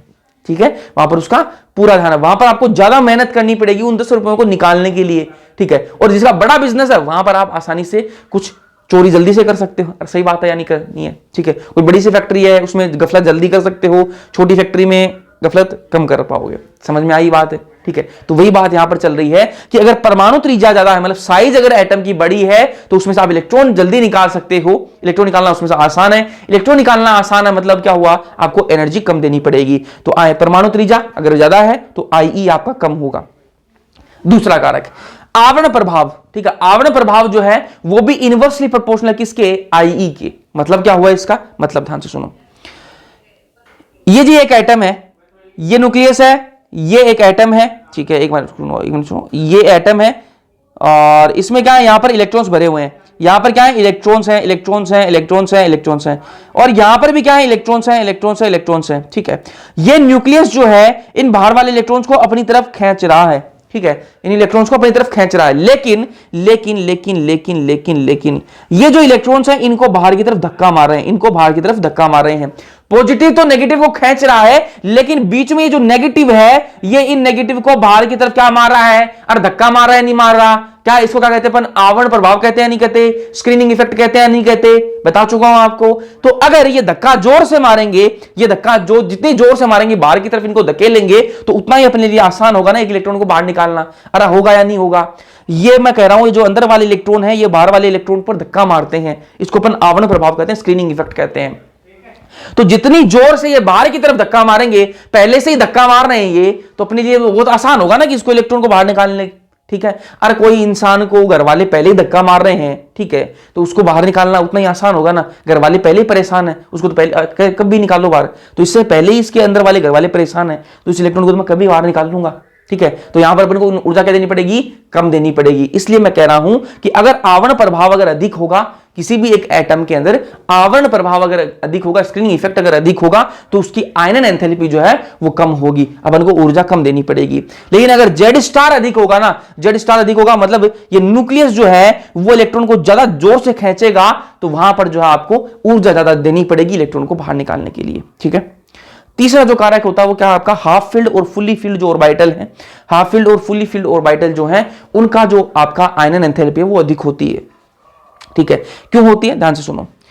ये क्या है, P6 क्या है, फुल्ली फील्ड है। ठीक है, P3 ये क्या है, हाफ फील्ड है। D10 ये क्या, फुल्ली फील्ड है। D5 ये क्या, हाफ फील्ड है। ठीक है, तो आधी भरी हुई और पूरी भरी हुई जो आपकी ऑर्बिटल्स होती है उनको माना जाता है ये क्या है, स्टेबल है। ये क्या है, स्टेबल है। आधी भरी हुई है तो भी वो क्या है, स्टेबल है, और पूरी भरी है वो बहुत ज्यादा स्टेबल होती है। तो कोई चीज अगर स्टेबल में आ चुकी है, अगर P6 अगर स्टेबल में है, तो ये अपना इलेक्ट्रॉन बाहर निकालने वाली नहीं है। ठीक है, कोई भैया किसी को स्टेबिलिटी मिल गई है तो वो अपना नुकसान क्यों करवाएगा, और अपना नुकसान क्यों करवाएगा, नहीं करवाएगा। ठीक है, तो P6 अगर है किसी के पास में, तो ये p ऑर्बिटल अपना इलेक्ट्रॉन बाहर निकालने वाली नहीं है। भैया मैं स्टेबल हूं, मैं अपना इलेक्ट्रॉन क्यों बाहर निकाल लूं, तो आपको क्या करना पड़ेगा, एनर्जी देनी पड़ेगी बहुत ज्यादा। तो यहां पर जो इलेक्ट्रॉन अगर आपको बाहर निकालना है तो आपको बहुत ज्यादा अधिक एनर्जी देनी पड़ेगी, यहां पर अधिक आयनन एंथैल्पी होती है। ठीक है, ठीक है, सिंपल बात है। तो फुल्ली फील्ड और आपकी हाफ फील्ड ऑर्बिटल जो है वहां पर आपको आयनाइजेशन एनर्जी जो है वो ज्यादा लगेगी। क्यों लगेगी, क्योंकि ये क्या होती है, स्टेबल होती हैं। अब इसका ऑर्डर आपको याद रखना है, P6 जो है इसमें से इलेक्ट्रॉन निकालना बहुत मुश्किल होता है, सबसे ज्यादा एनर्जी इसमें देनी पड़ेगी, उससे कम D10, उससे कम P3, उससे कम D5। ठीक है, तो ये आपका ऑर्डर आपको याद रखना है। ठीक है, F7 और F14 जो है ये भी स्टेबल होती है, F7 हाफ फील्ड है और F14 क्या है, फुल्ली फील्ड है, ये भी स्टेबल होती है। S1 और S2, ठीक है, इनमें देखो S1 अगर होगा तो हाफ फील्ड, S2 होगा तो फुल्ली फील्ड। तो इसमें S1 को हाफ फील्ड को अपन क्या नहीं मानते, स्टेबल नहीं मानते, S2 को ही मानते हैं स्टेबल, ठीक है। तो S2 स्टेबल है, S1 हाफ फील्ड होता है लेकिन वो स्टेबल नहीं है, ठीक है। चलो, तो ये भैया 3 कारक मैंने आपको बता दिए। और जो चौथा कारक है वो क्या आपका पेनिट्रेशन इफेक्ट है। पेनिट्रेशन इफेक्ट क्या होता है? पेनिट्रेशन इफेक्ट क्या है? कौन सी उपकोष शब्दशैल न्यूक्लियस के कितनी पास है, ठीक है, कौन सी शब्दशैल जो है वो न्यूक्लियस के कितने पास है, उसको क्या कहते हैं, पेनिट्रेशन इफेक्ट कहते हैं। यहां पर मैं बना के दिखाता हूं आपको। ये जी न्यूक्लियस है। अब मैं कह रहा हूं कि इनमें एस पी डी एफ कौन सी न्यूक्लियस के कितनी पास है, जो जितनी पास रहेगी, ठीक है, जो जितनी न्यूक्लियस के पास रहेगी उसमें से इलेक्ट्रॉन निकालना उतना ही मुश्किल होगा, ये आपको पता है, ठीक है। तो जो कौन सी उपकोष जो है इनमें से वो न्यूक्लियस के पास है, तो एस वाली सबसे पास है, तो उसका जो है उसमें से इलेक्ट्रॉन निकालना उतना ही मुश्किल होगा, ठीक है। डीपी वाली जो है वो एस से तो दूर है लेकिन बाकी से पास है, तो एस से तो कम एनर्जी लगानी पड़ेगी, डी वाली और दूर है, एफ वाली और दूर है, तो सबसे आसान है एफ वाली से इलेक्ट्रॉन निकालना, ठीक है। 1 मिनट दीजिए, लाइट मेरी बंद हो गई है, 1 मिनट दीजिए भाई।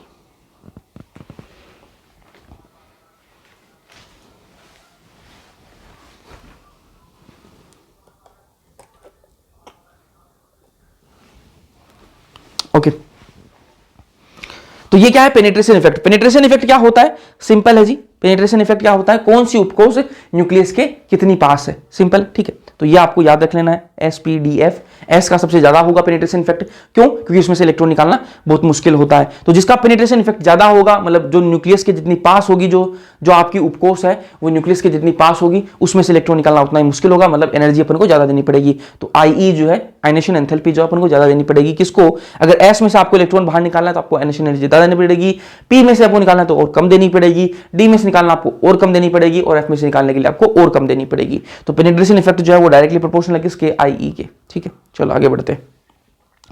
अब वेरिएशन की बात कर लेते हैं। ये तो अपन ने कारक देख लिए कि कौन कौन से कारक है जो आयनन एंथैल्पी को प्रभावित करते हैं। अब हम बात करेंगे पीरियड में आयनाइजेशन एंथैल्पी का वेरिएशन की बात कर लेते हैं कि पीरियड के अंदर आयनाइजेशन एंथैल्पी किस प्रकार के वेरिएशन आते हैं। फर्स्ट पीरियड के अंदर मैं बात करूं, अलग अलग पीरियड के अंदर बात करेंगे अपन, ठीक है, अलग अलग पीरियड के अंदर अपन बात करने वाले। आ जाओ, पीरियड में आयनाइजेशन एंथैल्पी का वेरिएशन। फर्स्ट पीरियड की बात करते हैं। फर्स्ट पीरियड में कौन आता है आपका, हाइड्रोजन और हीलियम, हाइड्रोजन और हीलियम, ठीक है। आ जाओ, हीलियम जो है इसकी इलेक्ट्रॉनिक कॉन्फ़िगरेशन क्या है, 1s2 2s2, ठीक है। और हीलियम तो नोबल गैस है जी, हीलियम क्या है, नोबल गैस, बढ़िया स्टेबल है। 2s2 मतलब क्या है, स्टेबल। अरे s2 क्या होता है, स्टेबल, अभी तो बताया मैंने आपको। ये देखो s2 क्या होता है, स्टेबल है, ठीक है। इसमें से इलेक्ट्रॉन निकालना क्या होगा, बहुत मुश्किल होगा। इलेक्ट्रॉन निकालना क्या है, बहुत मुश्किल है। वही मैं बात करूं आपके हाइड्रोजन की, तो हाइड्रोजन में क्या है, 1s1, ठीक है, 1s1। ये तो इलेक्ट्रॉन निकालना इसमें क्या है, आसान है या नहीं है, ठीक है। अरे s1, इसमें से इलेक्ट्रॉन निकालना आसान है, इसमें से हीलियम में से निकालना मुश्किल रहेगा। तो हीलियम में निकालना मुश्किल है, मतलब यहां पर एनर्जी अपन को क्या देनी पड़ेगी, ज्यादा देनी पड़ेगी। तो यहां पर क्या आयनन एंथैल्पी क्या है, अधिक है। इसकी आयनन एंथैल्पी आईई जो है वो क्या है, ज्यादा है, ठीक है। सेकंड पीरियड की बात करते हैं। सेकंड पीरियड की बात करते हैं।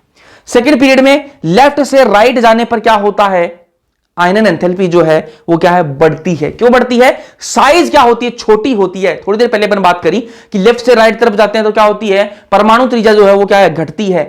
और साइज घटती है, नहीं घटती, घटती है। तो लेफ्ट से राइट जाएंगे, साइज क्या होगी, घटेगी। साइज घटेगी तो उसमें से इलेक्ट्रॉन निकालना उतना ही क्या होगा, मुश्किल होगा। लेकिन यहां पर क्या है, बीच में थोड़ी गड़बड़ होती है। कैसे होती है, आ जाओ ध्यान से सुनो। लिथियम से मैं बेरिलियम की तरफ जाता हूं तो क्या होती है, अपनी की जो आयनन एंथैल्पी जो है वो बढ़ती है जी, ठीक है। आयनन एंथैल्पी बढ़ती है और बढ़नी भी चाहिए। लेकिन जब मैं बेरिलियम से बोरोन की तरफ जाता हूं ना, तो आयनन एंथैल्पी इसकी ज्यादा होनी चाहिए थी, लेकिन इसकी है नहीं। किसकी है, बेरिलियम की ही ज्यादा है। क्यों है, ये ध्यान से सुनो।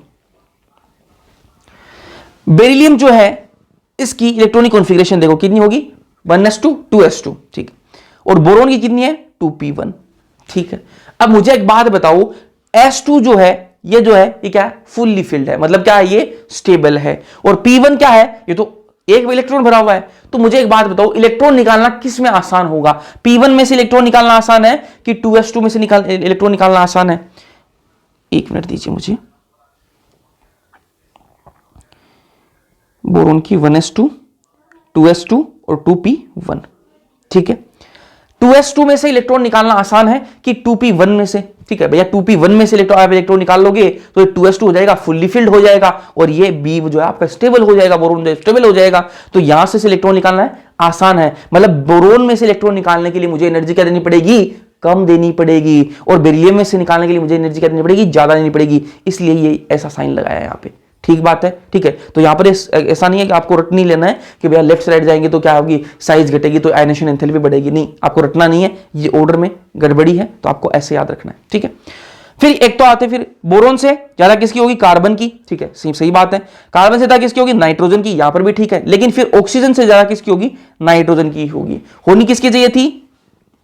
नाइट्रोजन और ऑक्सीजन में किसकी ज्यादा होनी चाहिए थी? ऑक्सीजन की ज्यादा होनी चाहिए थी। लेफ्ट साइड जा रहे हैं, ठीक है, ज्यादा ऑक्सीजन की होनी चाहिए थी, लेकिन है किसकी? नाइट्रोजन की ज्यादा है। क्यों ज्यादा है? आ जाओ समझाता हूं। नाइट्रोजन जो है इसकी इलेक्ट्रॉनिक कॉन्फ़िगरेशन 2p3, क्या है? 2p3, ठीक है। p3 मतलब हाफ फील्ड, p3 मतलब हाफ फील्ड, और हाफ फील्ड क्या होता है? स्टेबल होता है, ठीक है। और O की क्या है? 2p4, ठीक है। अब मुझे एक बात बताओ, 4 वाली में से इलेक्ट्रॉन निकालना आसान है कि 3 वाली में से? या 3 वाली तो आधी भरी हुई है, मतलब वो तो स्टेबल है, ठीक है। 4 वाली में से अगर एक इलेक्ट्रॉन निकल जाएगा तो ये भी क्या हो जाएगी? 2p3 हो जाएगी, तो ये भी क्या है? स्टेबल हो जाएगा। और हर इंसान जिंदगी में स्टेबिलिटी तो चाहता है, ठीक है। और आप भी पढ़ क्यों रहे हो? स्टेबिलिटी के लिए तो पढ़ रहे हो कि कल को डॉक्टर बन जाओगे तो स्टेबल हो जाओगे जिंदगी में, तो सब कुछ स्टेबिलिटी के लिए होता है। तो यहां पर जो है ये एक इलेक्ट्रॉन निकालना इसमें से आसान है, ऑक्सीजन में से एक इलेक्ट्रॉन निकालना आसान है, ठीक है। तो इलेक्ट्रॉन को, ये ऑक्सीजन जो है इसमें से इलेक्ट्रॉन निकालना आसान है, तो यहां पर जो है एनर्जी अपन को कम देनी पड़ेगी, नाइट्रोजन में अपन को एनर्जी ज्यादा देनी पड़ेगी, इसलिए ऐसा सिंबल है। फिर अपन आगे जाएंगे तो सेम टू सेम ही, ये नियोन तो क्या आपकी नोबल गैस है, तो इसमें से इलेक्ट्रॉन निकालना तो बहुत मुश्किल है, इसलिए इसकी आयनन एंथैल्पी ज्यादा होती है। इसी ऑर्डर को सही ऑर्डर में इस बॉक्स में लिखा हुआ है, तो आपको ये वाला बॉक्स याद रखना है। सबसे कम किसकी होगी? लिथियम। लिथियम में से इलेक्ट्रॉन निकालना आसान होगा, उससे ज्यादा किसकी? बोरोन, फिर बेरिलियम, फिर कार्बन, फिर ऑक्सीजन, फिर नाइट्रोजन, फिर फ्लोरीन, फिर नियोन, ठीक है। जो यहां पर ऑर्डर अलग लिखा हुआ था, ये तो मैंने एलिमेंट जो पीरियोडिक टेबल में उसे अकॉर्डिंग लिखा हुआ है, ये आपका सही ऑर्डर है, ठीक है। लिथियम का बेरिलियम आना चाहिए था, लेकिन बोरोन है, क्यों? क्योंकि रीजन मैंने आपको यहां पर बता दिया, ठीक बात है। कार्बन के बाद में नाइट्रोजन आना चाहिए था, लेकिन आया क्यों नहीं? क्योंकि यहां पर मैंने आपको रीजन बता दिया, ऑक्सीजन आएगा पहले, ठीक है। चलो फिर थर्ड पीरियड की बात करते हैं। थर्ड पीरियड में भी वैसा ही होगा जैसे यहां पर बेरिलियम और बोरोन में हुआ था, यहां पर मैग्नीशियम और एल्यूमिनियम में होगा, ठीक है। मैग्नीशियम की क्या? 3s2, एल्यूमिनियम क्या? 3p1। 3p1 में से इलेक्ट्रॉन निकालना आसान है कि s2 में से? या s2 तो पूरी भरी हुई है, पूरी भरी मतलब स्टेबल है। स्टेबल इंसान अपने आप को क्यों बर्बाद करेगा, ठीक है। इसलिए क्या है? 3p1 जो है ये अपने को कहेगा भाई ये इलेक्ट्रॉन तू मेरा ले ले, ठीक है। इसमें से इलेक्ट्रॉन निकालना क्या है? आसान है। यहां पर मुझे एनर्जी कम लगानी पड़ेगी। ऐसे ही यहां पर p और s में आपके फॉस्फोरस, और इसमें, ठीक है, इसमें क्या है? 3p3 हाफ फील्ड है, और यहां पर क्या है? 3p4, ठीक है। 4 वाले में से इलेक्ट्रॉन निकालना आसान है, हाफ फील्ड में से इलेक्ट्रॉन निकालना मुश्किल है। तो यहां पर एनर्जी मुझे कम देनी पड़ेगी, यहां पर मुझे इलेक्ट्रॉन एनर्जी ज्यादा देनी पड़ेगी, ठीक है। तो इसका जो आपने ऑर्डर लिखा वो सही ऑर्डर याद आएगा। सोडियम की सबसे कम, आर्गन की सबसे ज्यादा। आर्गन तो वैसे भी क्या है? आपकी नोबल गैस है। तो सोडियम का एल्यूमिनियम MgSiSpCl, ठीक है। इस प्रकार से आपको ये ऑर्डर जो है, जो बॉक्स में बंद किए हुए हैं, ये वाले ऑर्डर्स आपको याद रखने हैं, ठीक है। रीजन भी मैंने आपको बता दिया कि वो आगे पीछे क्यों होंगे, इलेक्ट्रॉनिक कॉन्फ़िगरेशन, समझ आई, ठीक है। क्योंकि एक में क्या है? आपकी फुल्ली फील्ड है, half field, fully field, half field, ठीक है। आ जाओ फोर्थ पीरियड की बात करते हैं। फोर्थ पीरियड की बात करते हैं, सेम केस फोर्थ पीरियड में है, ठीक है। यहां पर देखो, ये देखो कैल्शियम और आपका जो गैलियम है, ठीक है, इसमें देखो वही चीज है, ठीक है। और यहां पर देख लो, ठीक है, इसका सही ऑर्डर कर दिया, ये वाला सही ऑर्डर है, ठीक है। पोटेशियम का सबसे कम होगा आयनेशन एंथैल्पी, पोटेशियम में से इलेक्ट्रॉन निकालना आसान रहेगा। इलेक्ट्रॉन निकालना आसान है मतलब एनर्जी अपन को कम देनी पड़ेगी, और आपका क्रिप्टन जो इसमें एनर्जी अपन को एनर्जी ज्यादा देनी पड़ेगी, क्योंकि यहाँ पर नोबल गैस है, इसमें से इलेक्ट्रॉन निकालना मुश्किल है। तो ये वाला ऑर्डर आपको याद रखना है, ठीक है। तो ये first period, second period, third period, fourth period, चारों पीरियड हो गए अपने। 5 और 6वें पीरियड की बात करते हैं, फिफ्थ और सिक्स्थ पीरियड की बात करते हैं। यहां पर कोई एक्सेप्शन नहीं है, 5वें और 6वें पीरियड में कोई एक्सेप्शन नहीं है। लेफ्ट से राइट जाओगे, साइज कम होगी, आयनेशन एंथैल्पी बढ़ेगी, ठीक है। एक्सेप्शन कहां आ रहे थे? एक्सेप्शन आए अपने थर्ड पीरियड में। ये एक तो यहां पर आया एल्यूमिनियम वाला, और एक आया अपना और यहाँ पर ये सल्फर वाला, और यहाँ पर आया ये अपना ऑक्सीजन और ये बोरॉन वाला, ठीक है। और फोर्थ पीरियड में अपने एक्सेप्शन आया यहाँ पर, ठीक है, गैलियम वाला और आपका ये आर्सेनिक वाला, ठीक है। और यहाँ पर फिफ्थ और सिक्स पीरियड में कोई एक्सेप्शन नहीं है, ठीक है। फिफ्थ और सिक्स पीरियड में आप लेफ्ट से राइट जाओगे, सिंपल है, साइज कम होगी, लेफ्ट साइड जाओगे साइज तो कम होगी, ठीक है। और साइज कम होगी तो आयनेशन एंथैल्पी बढ़ेगी, छोटा होगा उसकी आयनेशन एंथैल्पी ज्यादा होगी।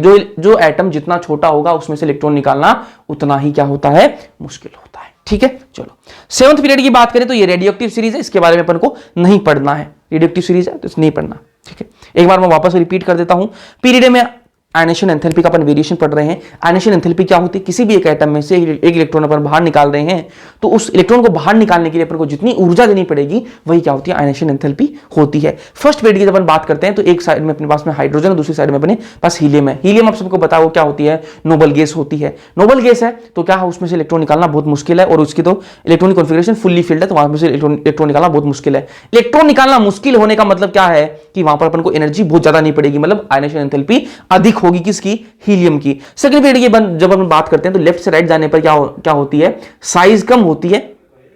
साइज जब छोटी होगी तो आयनेशन एंथैल्पी क्या होगी, बढ़ेगी। ये बातें सही है, लेकिन बीच में कुछ एक्सेप्शन आते हैं, जैसे आपका आ गया बोरोन वाला, ठीक है, और आपका आ गया ऑक्सीजन वाला, तो ये वाले आपको ध्यान में रखनी है, ठीक है। तो इसके मैंने आपको सही ऑर्डर बता दी, सेकंड, थर्ड और फोर्थ पीरियड के। फिफ्थ और सिक्स्थ पीरियड की बात करें तो यहां पर कोई एक्सेप्शन नहीं है, आप लेफ्ट से राइट जाओगे तो क्या होगी, साइज घटेगी और आपका आयनेशन एंथैल्पी क्या होगी, बढ़ेगी, ठीक है। सेवंथ पीरियड में रेडियोएक्टिव सीरीज है, इसकी अपन को बात नहीं करनी है।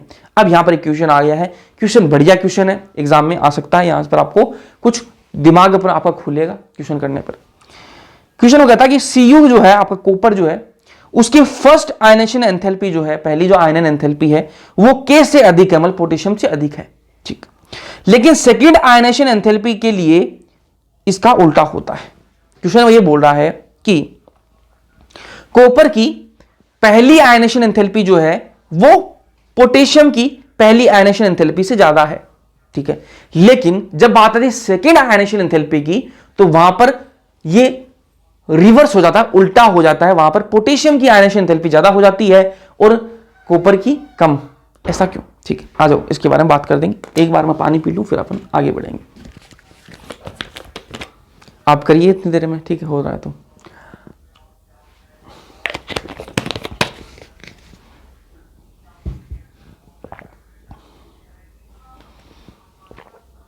आ जाओ।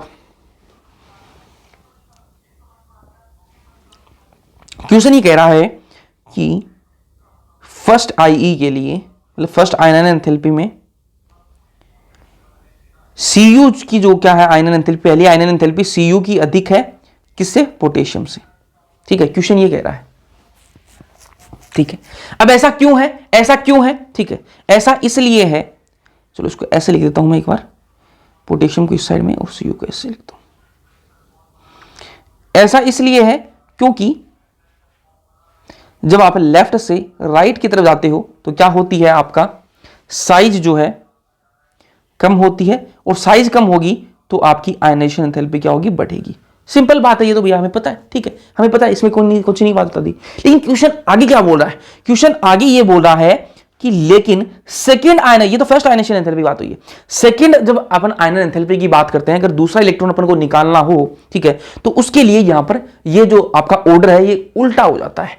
मतलब सेकेंड आयनन एंथैल्पी में क्या होता है, ये देखो, जब अपन सेकेंड आईई की बात करते हैं, आईई क्या है आपका आयनन एंथैल्पी, सेकेंड आयनन एंथैल्पी की जब अपन बात करते हैं तो ये हो जाता है K का अधिक और Cu का कम, ठीक है, ये हो जाता है। ये क्वेश्चन कह रहा है। अब ये क्वेश्चन ये कह रहा है कि ऐसा क्यों हुआ, ठीक है। पहले में तो ये हुआ क्योंकि साइज क्या है, कम है, तो आपकी क्या हो गया, आयनेशन एंथैल्पी बढ़ेगी। लेकिन सेकंड में ये उल्टा क्यों हो गया, ठीक है, एलिमेंट आपके पास एलिमेंट वही है, ठीक है, तो ये उल्टा कैसे हो सकता है, अभी समझते हैं इसको। चलो, सेकेंड आयनेशन एंथैल्पी अपन को पूछ रहा है, अपन को बात किसकी कर रहा है, सेकेंड आयनेशन एंथैल्पी की। सेकेंड आयनेशन एंथैल्पी मतलब एक इलेक्ट्रॉन उसमें पहला निकल चुका है। अगर पहली आयनन एंथैल्पी बोलता, पहली आयनन एंथैल्पी अगर बोलता मतलब पहला इलेक्ट्रॉन अपन को निकालना है, लेकिन ये क्या बोलो, दूसरी आयनन एंथैल्पी मतलब पहला इलेक्ट्रॉन ऑलरेडी निकल चुका है, तो मैं क्या लिखूंगा यहां पर, K+, ठीक है। और वैसे ही कॉपर की बात कर लूं, Cu+ लिखूंगा, क्योंकि सेकेंड आयनन एंथैल्पी की बात हो रही है ना, तो एक इलेक्ट्रॉन पहले से निकल चुका है। अगर देखो पहले आयनन एंथैल्पी की बात बोलता मतलब पहला इलेक्ट्रॉन निकालना है, दूसरी आयन एंथैल्पी की बात कर रहा है, मतलब दूसरा इलेक्ट्रॉन निकालना, मतलब एक इलेक्ट्रॉन निकल चुका है इसमें से, ठीक बात है। अब इनकी इलेक्ट्रॉनिक कॉन्फ़िगरेशन लिखो, ठीक है। इसकी जब मैं इलेक्ट्रॉनिक कॉन्फ़िगरेशन लिखूंगा तो वो क्या आ जाएगी आपकी AR, आर्गन। खत्म हो गया जी, यहां पर 18 ही बचे इलेक्ट्रॉनिक इसके पास में, क्योंकि एक इलेक्ट्रॉन क्या निकल चुका है, यहां से निकल चुका है, ठीक है। चलो Cu+ की बात करते हैं, आ जाओ। Cu+ की इलेक्ट्रॉनिक कॉन्फ़िगरेशन सिखाई हुई आपको, इलेक्ट्रॉनिक विन्यास सिखाई हुई है, ठीक है। चलो वही लिखनी है अपन को। AR 18 तो भर गए, ठीक है। कितने बच गए भैया, टोटल तो उसके पास में, ऊपर के पास में कितने होते हैं, 29 होते हैं टोटल तो, ठीक है। 29 में से एक प्लस चार्ज यहां पर लिख रखा है, मतलब क्या है 28 बचे फिर। 29 में से एक निकाल दे, कितने बचे 28। 28 में से 18 मैंने भर दिए, कितने हो गए, कितने बच गए, 10 और बच गए। वो भर दूंगा मैं आपको 3d10 में, ठीक है। क्योंकि वो एक इलेक्ट्रॉन कहां से निकला है, 4s1 से निकला है। याद करो इसकी इलेक्ट्रॉनिक विन्यास, कॉपर वाली इलेक्ट्रॉनिक विन्यास याद करो, कहां से निकला है वो, 4s1 से, ठीक बात है। चलो आपके पास में ये इसकी इलेक्ट्रॉनिक कॉन्फ़िगरेशन है, ठीक है। और मैं इसको और सिंपल करके लिखूं ना, तो आपका जो AR है, जो आपका आर्गन जो है, ये किसका कितना, कितनी होती है, 3p6। क्या होती है, 3p6। अब आप एक चीज नोटिस करो, 3d10 ये भी क्या है, फुल्ली फिल्ड है, पूरी भरी हुई है। D भी क्या है, पूरी भरी हुई है। और P भी क्या है, पूरी भरी हुई है, ठीक है। P6 और 3d10 मतलब दोनों ऑर्बिटल क्या है, फुल्ली फिल्ड है। दोनों ऑर्बिटल क्या है, फुल्ली फिल्ड। और मैंने आपको एक चीज बताई थी थोड़ी देर पहले, एक चीज बताई थी, ऊपर लेके चलता हूं आप। तो ये देखो भाई, P6 और D10 दोनों फुल्ली फिल्ड ऑर्बिटल है, लेकिन दोनों में ज्यादा स्टेबल कौन सा होगा, P6 वाली ज्यादा स्टेबल होती है। और ज्यादा स्टेबल है तो इसमें से इलेक्ट्रॉन निकालना ज्यादा मुश्किल होगा। मुश्किल है मतलब क्या है, अपन को एनर्जी ज्यादा देनी पड़ेगी, आयन एंथैल्पी अधिक होगी। तो यही बात अपन इस क्वेश्चन में कर रहे थे। आ जाओ question question question question question, ये रहा, ठीक है। तो 3p6 है, यहां पर 3d10 है। d10 और p6 में से ज्यादा स्टेबल कौन है, p6। मतलब k+ में से एक और इलेक्ट्रॉन निकालना मुश्किल होगा, किसकी तुलना में, Cu+ में से एक इलेक्ट्रॉन निकालना कंपेरेटिवली आसान होगा। तुलना दोनों की करें तो Cu+ में से एक इलेक्ट्रॉन अपन आसानी से निकाल सकते हैं, किसके कंपेयर में, K+ के कंपेयर में। इसलिए कहा है कि सेकेंड आयनेशन एंथैल्पी किसकी अधिक होगी, पोटेशियम की, जबकि पहली आयन एंथैल्पी किसकी, कॉपर की, ठीक है। तो इस प्रकार से ये क्वेश्चन है, समझ में आया, ठीक है। इस प्रकार से क्वेश्चन आ सकते हैं, तो आपको पता होना चाहिए, ठीक बात। आगे बढ़ते हैं। सेकेंड पीरियड में सेकेंड आयनेशन एंथैल्पी का वेरिएशन, ठीक है। दूसरे पीरियड में दूसरी आयनेशन एंथैल्पी का, पहली नहीं दूसरी आयनेशन एंथैल्पी का मतलब क्या है कि इसमें से एक इलेक्ट्रॉन ऑलरेडी निकला हुआ है। दूसरा इलेक्ट्रॉन की बात करनी है अपन को ना, दूसरी आयनेशन एंथैल्पी का वेरिएशन क्या आएगा, तो कुछ इस प्रकार का वेरिएशन आता है। लिथियम में से इलेक्ट्रॉन निकालना सबसे मुश्किल होता है। क्यों होता है, रीजन बता देते हैं, आ जाओ, ठीक है। लिथियम जो है इसका एटॉमिक नंबर कितना, 3, ठीक है। ये लिथियम है, तो कैसे लिखेंगे, 1s2 2s2 2s1, ठीक है। लिथियम 3 होते हैं। और अपन को क्या बोल रहा है कि सेकंड आयनेशन एंथैल्पी, कौन सी आयनेशन एंथैल्पी, सेकंड, मतलब एक इलेक्ट्रॉन ऑलरेडी निकला हुआ है। Li+ की बात करनी है अपन को, Li+, प्लस का मतलब एक इलेक्ट्रॉन इसमें से निकला हुआ है। ये वाला इलेक्ट्रॉन मैंने निकाल दिया, क्या बचा मेरे पास में, 1s2, क्या बचा मेरे पास में, 1s2। और 1s2 आपको सबको पता है क्या है, स्टेबल है जी, क्या है, स्टेबल है। यहां से इलेक्ट्रॉन निकालना क्या है, मुश्किल हो जाएगा। इसलिए जो है Li में से इलेक्ट्रॉन निकालना मुश्किल है, एनर्जी अपन को ज्यादा लगानी पड़ेगी, आयन एंथैल्पी अपन को ज्यादा लगानी पड़ेगी, ठीक बात है। इस प्रकार से ये वाला ऑर्डर है, ये वाला ऑर्डर आपको समझ में आ जाएगा। जहां पर भी आपको दिक्कत आए उसी क्या लिख लो आप, इलेक्ट्रॉनिक कॉन्फ़िगरेशन लिख लो। जैसे कार्बन है, इसकी इलेक्ट्रॉनिक कॉन्फ़िगरेशन लिख लो, ठीक है। नाइट्रोजन, इसकी इलेक्ट्रॉनिक कॉन्फ़िगरेशन लिख के देख लो, आपको समझ में आ जाएगा कि इसकी आयन एंथैल्पी अधिक क्यों दिखा रखी है। इसलिए दिखा रखी है, या तो उसकी हाफ फील्ड होगी या फिर फुल्ली फील्ड होगी। ऐसे थर्ड पीरियड की सेकंड आयनेशन एंथैल्पी, इसमें भी आपको क्या है, सोडियम जो आपको लास्ट में दिखेगा, क्यों, क्योंकि इसमें से क्या एक इलेक्ट्रॉन निकल चुका है और इसमें क्या आ गई है, अब नोबल गैस इलेक्ट्रॉनिक कॉन्फ़िगरेशन आ चुकी है, ठीक है। ये वाली इलेक्ट्रॉनिक कॉन्फ़िगरेशन किसकी कैसी होगी, Li+ वाली कैसी होगी, 1s2 किसकी होती है, ये हीलियम की, याद करो हीलियम की, ठीक है। वैसे ही ये वाली सोडियम की, ठीक है। ये भी क्या अब नियोन की हो गई है, ये नोबल गैस कॉन्फ़िगरेशन आ चुकी है, ठीक है। चलो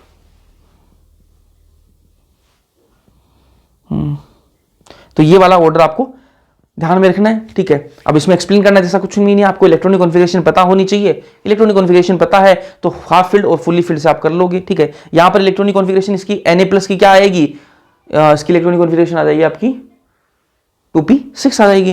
2p6 मतलब फुल्ली फील्ड, तो ये क्या होगा इसकी, इसमें से इलेक्ट्रॉन निकालना मुश्किल है, यहां पर आपको आयन एंथैल्पी ज्यादा देनी पड़ेगी, सिंपल बात है। चलो आगे बढ़ते हैं। अब बात करें ग्रुप में IE का वेरिएशन, ग्रुप के अंदर आयन एंथैल्पी का क्या वेरिएशन आता है, तो यहां पर क्या आप ऊपर से जब नीचे की तरफ जाते हो तो साइज क्या है, बढ़ती है, और जब साइज बड़ी होती है किसी की तो वहां से इलेक्ट्रॉन निकालना आसान होता है जी, वहां पर आपको एनर्जी कम देनी पड़ेगी, ठीक है। आसानी से इलेक्ट्रॉन निकल जाएगा तो एनर्जी कम देनी पड़ेगी आपको, ठीक है। ग्रुप 1 की बात कर लेते हैं सबसे पहले। लीला ने कहा रूबी सजी फिरे, ठीक बात है। तो ऊपर से जब अपन नीचे की तरफ आते हैं तो साइज बढ़ती है, बिल्कुल भैया बढ़ती है। थोड़ी देर पहले पढ़ चुके हैं कि कोष की संख्या बढ़ती है, शेल्स की संख्या बढ़ती है, और शेल्स की संख्या बढ़ती है तो साइज बढ़ती है। तो ऊपर से नीचे की तरफ आते हैं तो साइज बढ़ती है, साइज बढ़ेगी तो क्या होगी, आयन एंथैल्पी जो है वो कम होगी। क्यों होगी, साइज बड़ी, उसमें से इलेक्ट्रॉन निकालना आसान होगा, और जब इलेक्ट्रॉन निकालना आसान होता है तो एनर्जी कम देनी होती है। तो अपन लिथियम से सीजियम तक आते हैं तो साइज बड़ी होती है और आयन एंथैल्पी कम होती है।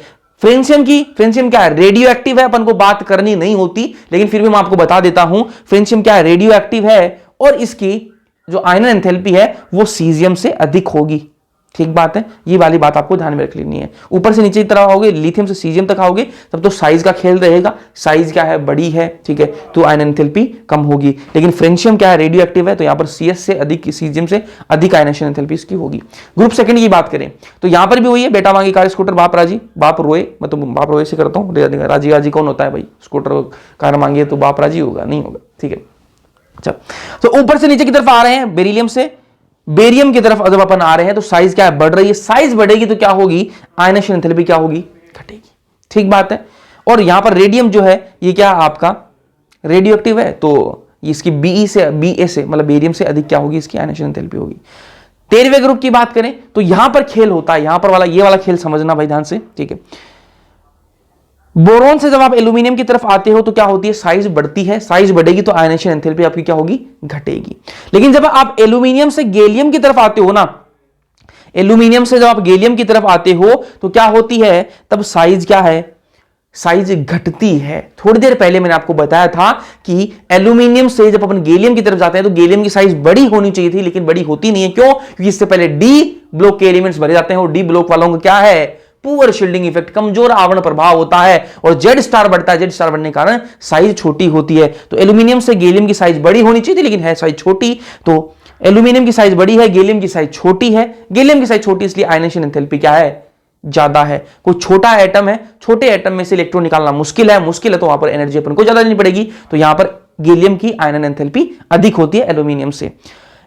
फिर अपन गैलियम से इंडियम की तरफ आते हैं, Ga से आयन की तरफ आएंगे तो क्या होगी, साइज क्या होगी, बढ़ेगी, साइज बढ़ेगी तो आपकी आयन एंथैल्पी जो है वो घटेगी, ठीक है। इसको मैं लिख भी देता हूं, कौन सा कलर लूं, ये वाला ले लूं क्या। जब अपन गैलियम से इंडियम की तरफ आते हैं तो यहां पर क्या आपकी IE जो है वो कम होती है।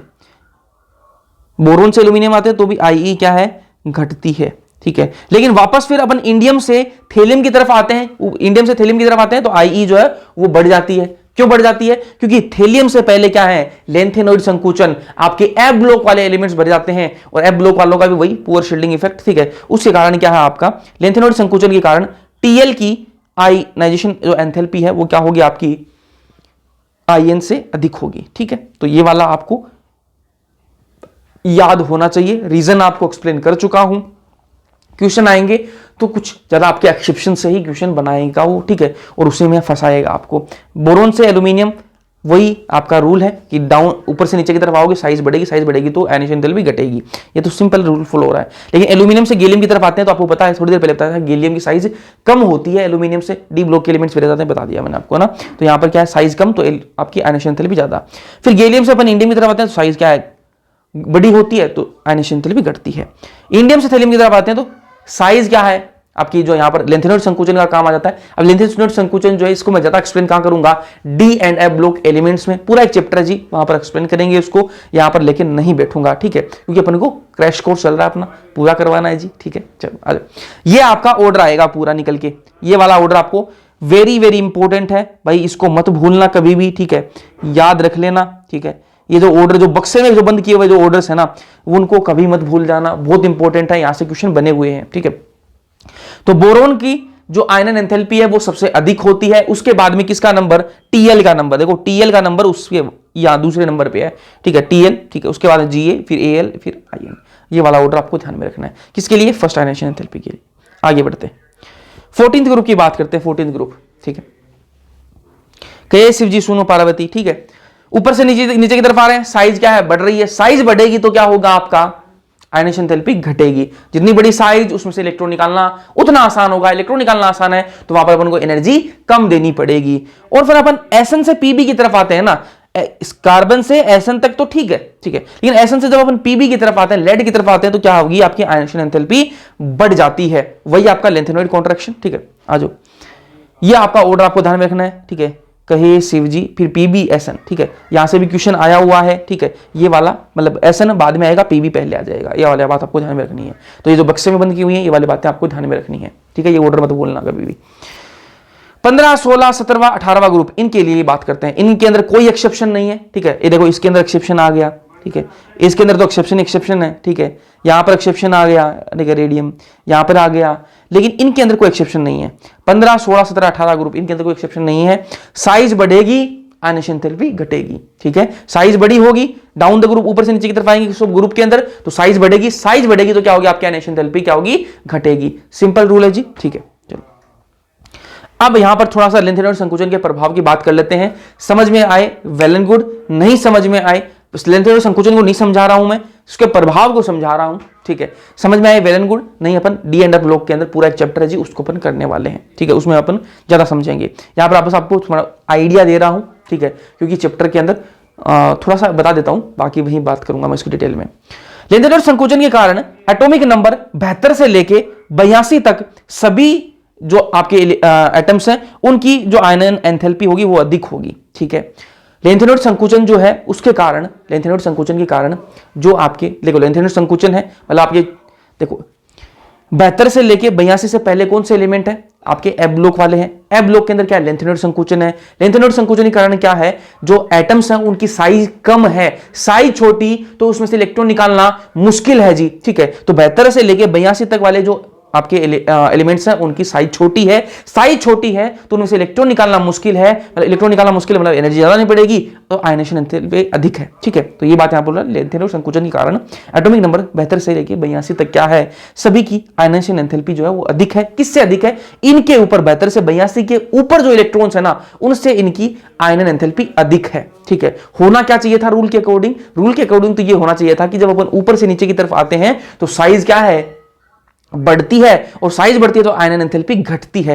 लेकिन यहां पर क्या हो रहा है, जब अपन ऊपर से नीचे की तरफ आ रहे हैं तो क्या हो रही है, साइज घट गई, ठीक है, एकदम से संकुचन का लेंथेनॉइड संकुचन के कारण, और आयनन एंथैल्पी बढ़ गई, ठीक है, उल्टा हो गया। तो इसके ऊपर 72 से 82 के ऊपर जो इलेक्ट्रॉन्स है ना, जो सॉरी एटम्स है जो है, उनके अंदर जो इलेक्ट्रॉन्स है, क्या बोला मैं, 72 से 82 के ऊपर जो एलिमेंट्स हैं उनकी आयनन एंथैल्पी जो है वो कम होती है, इनकी अधिक होती है, ठीक बात है।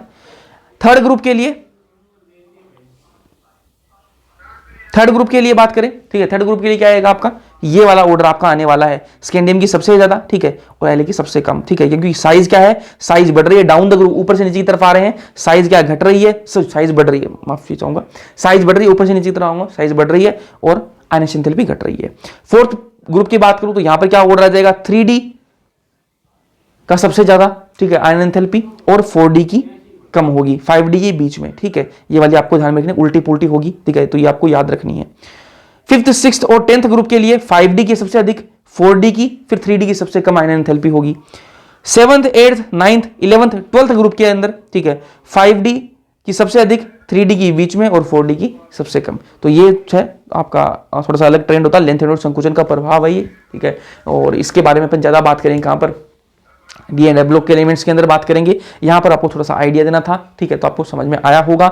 इसके बाद अपन बात करेंगे इलेक्ट्रॉन लब्धि एंथैल्पी की, वो अपन अगले लेक्चर में बात करेंगे। अगले लेक्चर के अंदर इलेक्ट्रॉन लब्धि एंथैल्पी अपन को करनी है, उसके अलावा अपन को एक टॉपिक करना है इलेक्ट्रॉन नेगेटिविटी, ठीक है, और फिर खत्म हो जाएगा अपना चैप्टर, ठीक है। और एक चीज और आपको लग रहा होगा कि वो इस पीरियोडिक टेबल के अंदर एक टॉपिक आता है जो आपका नोमेनक्लेचर वाला है, कि 100 से ऊपर अगर वो है आपके इलेक्ट्रॉनिक आपके एटॉमिक नंबर है तो उसका अपन नामकरण किस प्रकार से करते हैं, तो वो वाला जो है अपन करेंगे चैप्टर के एंड में, ठीक है। वहां से भी क्वेश्चन आ सकता है, आ जाता है, क्वेश्चन आया हुआ है भी है, तो वो भी अपन करने वाले हैं, छोड़ा नहीं है कुछ भी, करेंगे वो। यहां तक समझ में आई बातें या नहीं आई, लेक्चर को थोड़ा ध्यान से देखना पड़ेगा आपको। उसके अलावा इससे पहले जो 2 लेक्चर किए हैं, तो केमिस्ट्री के अंदर यार ये मेरी रिक्वेस्ट है, केमिस्ट्री के अंदर ऐसे मत करना कि मैं बीच से लेक्चर ले रहा हूँ, नहीं चलेगा भाई, ऐसे नहीं चलेगा। आपको एक सिक्वेंस में लेने पड़ेंगे लेक्चर, तभी चीजें समझ में आएंगी, कंटिन्यूटी तभी बनेगी, वरना मजा नहीं आएगा ना।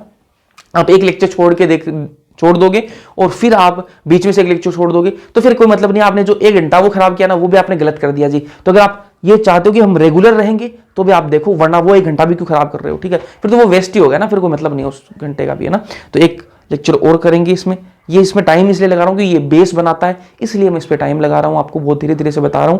समझ में आया या नहीं आया, कमेंट सेक्शन में कमेंट करके मुझे जरूर बताना। वीडियो पसंद आया लाइक कर देना, अपने दोस्तों के साथ में शेयर कर देना। बाकी मिलते हैं अगले लेक्चर्स के अंदर, तब तक के लिए पढ़ते रहो।